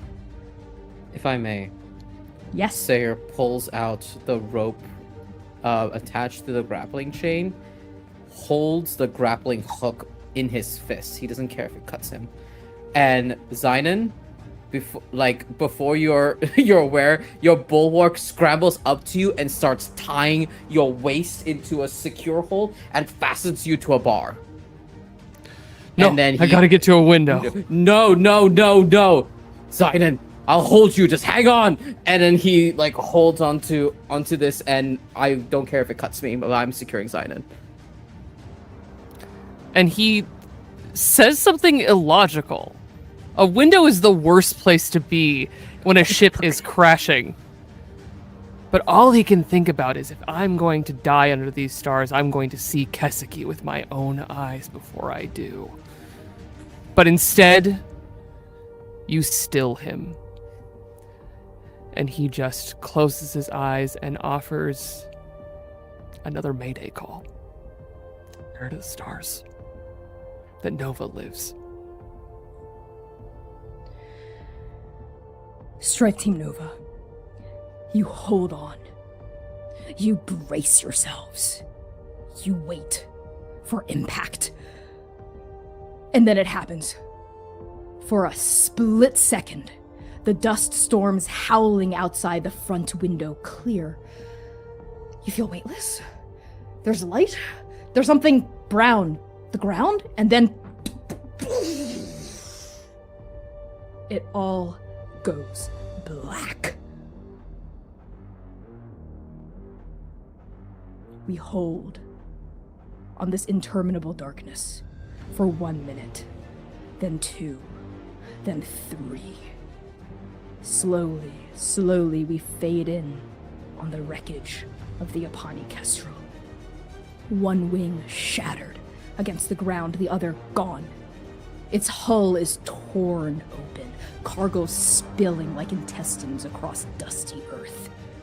We pan across shards of broken glass, jagged knots of twisted metal, a column of thick black smoke rising from a fire that smolders against exposed rubber. The fuselage of the Kestrel is somehow miraculously partially intact, though it's been split open vertically, its lower half sunk into the sand. A massive engine the size of a passenger car is half buried in the dust, cracked open like an egg, the razor-sharp propeller blade still whirring and moaning as it leaks bright blue plasmatic fluid onto the ground. And then we reach the ruins of what used to be the Kestrel's bridge. We see a shattered holographic display, half alive, still glitching, with a looping warning message. We see exposed wires by the engine room, burning cartridges of who knows what, the scent of sulfur, hydraulic fluid, engine oil, thick and acidic in the air. And it is from this wreckage that you, Zainan Esh, emerge. How do you crawl out of this smoldering tomb and take your first step back onto a planet you haven't seen in 10 years? The air is full of wreckage. But he can smell that ever-present dust. It is terrible. But it is also home. He crawls out from among barrels. He finds that window shattered. Whole foot of it broken apart. And dust pouring in. Zainan Esh looks at this window to his world, and a heavy boot falls on a wrecked metal floor. He stands up. Every part of him hurts. His hand hurts, his head hurts, his gut hurts, everything hurts. But that's never stopped him before. He will survive. And he steps through the face of a vampire, of a ghost, of a wild sailor, of an agent, pushing through to his Mayday mission. But it isn't just the agent arriving here with his strike team that he's looking for. But he can't look away from this doorway home. He pushes towards the edge and looks down. He can see the dirt. Familiar. Painful. But the only way to find Azali's raid is to step in the dirt that he buried his daughter in. The dirt and the dust that killed her. In order to have hope, he must face this fear. And the survivor, now equipped with the tool that would have saved his daughter, passes through the threshold, one boot touching the ground again, and he feels it resonating deep inside of him in a way he would have only understood from passing through the River Gorge trial. To hold his ghosts and love them, even if he is afraid. And Zynon, the farm boy, steps onto Kesiki. Home, at last. And we're gonna end the session there. Thank you all so much for tuning in to Arc 4, Episodes 1 and 2, aka the premiere of Arc 4. I am so beyond excited to return to the world of chaos and for all of you to also set foot on Kesiki for the very first time. But first, let's do some much-deserved introductions, starting with Valiant Dorian. Hello everyone, I'm Valiant Dorian. I use he and his pronouns. You can find me all across the internet at Valiant Dorian or at Also Spirit Bear. Please enjoy that lovely treasure I just set you on. And tonight I had the distinct pleasure of playing your favorite Son of Doom, Sayer, who uses he, they pronouns. I'm gonna pass it on over to our survivor, Dad. Hey Dad, how you doing? Oh, I am so good. Hi everyone, I'm Kai. I use he, they, and she pronouns. You can find me everywhere as Estella Vimladris, and it has been a singular honor to go home with Zynon and Ash. I'm gonna pass it on over to Sam. Hello, hello, hello, everyone. Once again, I am, have been, and will always be Sam Star, using she, they, and the occasional they pronouns. You can catch me all across the interweb, specifically where the butterfly flies, at Lust for Life X. This is just the premiere. What's going on, boss? Take us home. It's me taking us home to Kesiki. So everyone, this stream marks our return to our regularly scheduled programming. So unless otherwise stated, we will be streaming every Saturday from now on at 8 p.m. US Eastern Time, right here on Twitch and YouTube Live. So thank you all so much for joining us on this extremely meaningful and important premiere stream. And I truly cannot wait to reveal even more about Kesiki as the arc hundles onward. In the meantime, the best way to support our show is by clicking on our sponsors' links in the chat. The bit.ly is just click on them. You don't even have to do, just click. Joining our Patreon and talking to your friends about Transplaner. Speaking of our Patreon though, we recently debuted a brand new reward called Player Logs, which are weekly video journals from the cast of Chaos where they react to the most recent stream and answer prompts that you will get to vote on, starting with our Arc 4 premiere. So if you want to hear like Sam's deep dives about Lumira and the same for Kai with Zynon and Val with Sayer, highly recommend joining for that reward. We are also offering stream rewards whenever we reach a new milestone for paid members. I believe we're at 164. I didn't check yet, but I believe last we spoke, we were at 164. So if we get one more and reach 165, I will release a Patreon exclusive demo track from the Chaos EP I've been working on literally all year. So if you want to be a paid patron and be paid patron number 165, now is your chance. Do it. Get us over that threshold. It's $3 a month. You can pay and get a discount. $30 a year, one-time payment, $30 a year. Super worth it. Finally, you can support our show by joining and participating in our Discord, making fan works if you are so inspired, posting about Transplaner on Blue Sky, Instagram, or Tumblr, rating our podcast on Apple Podcasts and Spotify, buying merch from our merch store, and most importantly, telling someone else about our channel. Your friends, your family, your barista, your dog, your cat, your parakeet. So thank you so much, Transplaners. I will see you next Saturday, November 1st, the day after Halloween, at 8 p.m. U.S. Eastern Time for the continuation of Arc 4. Hold the phone.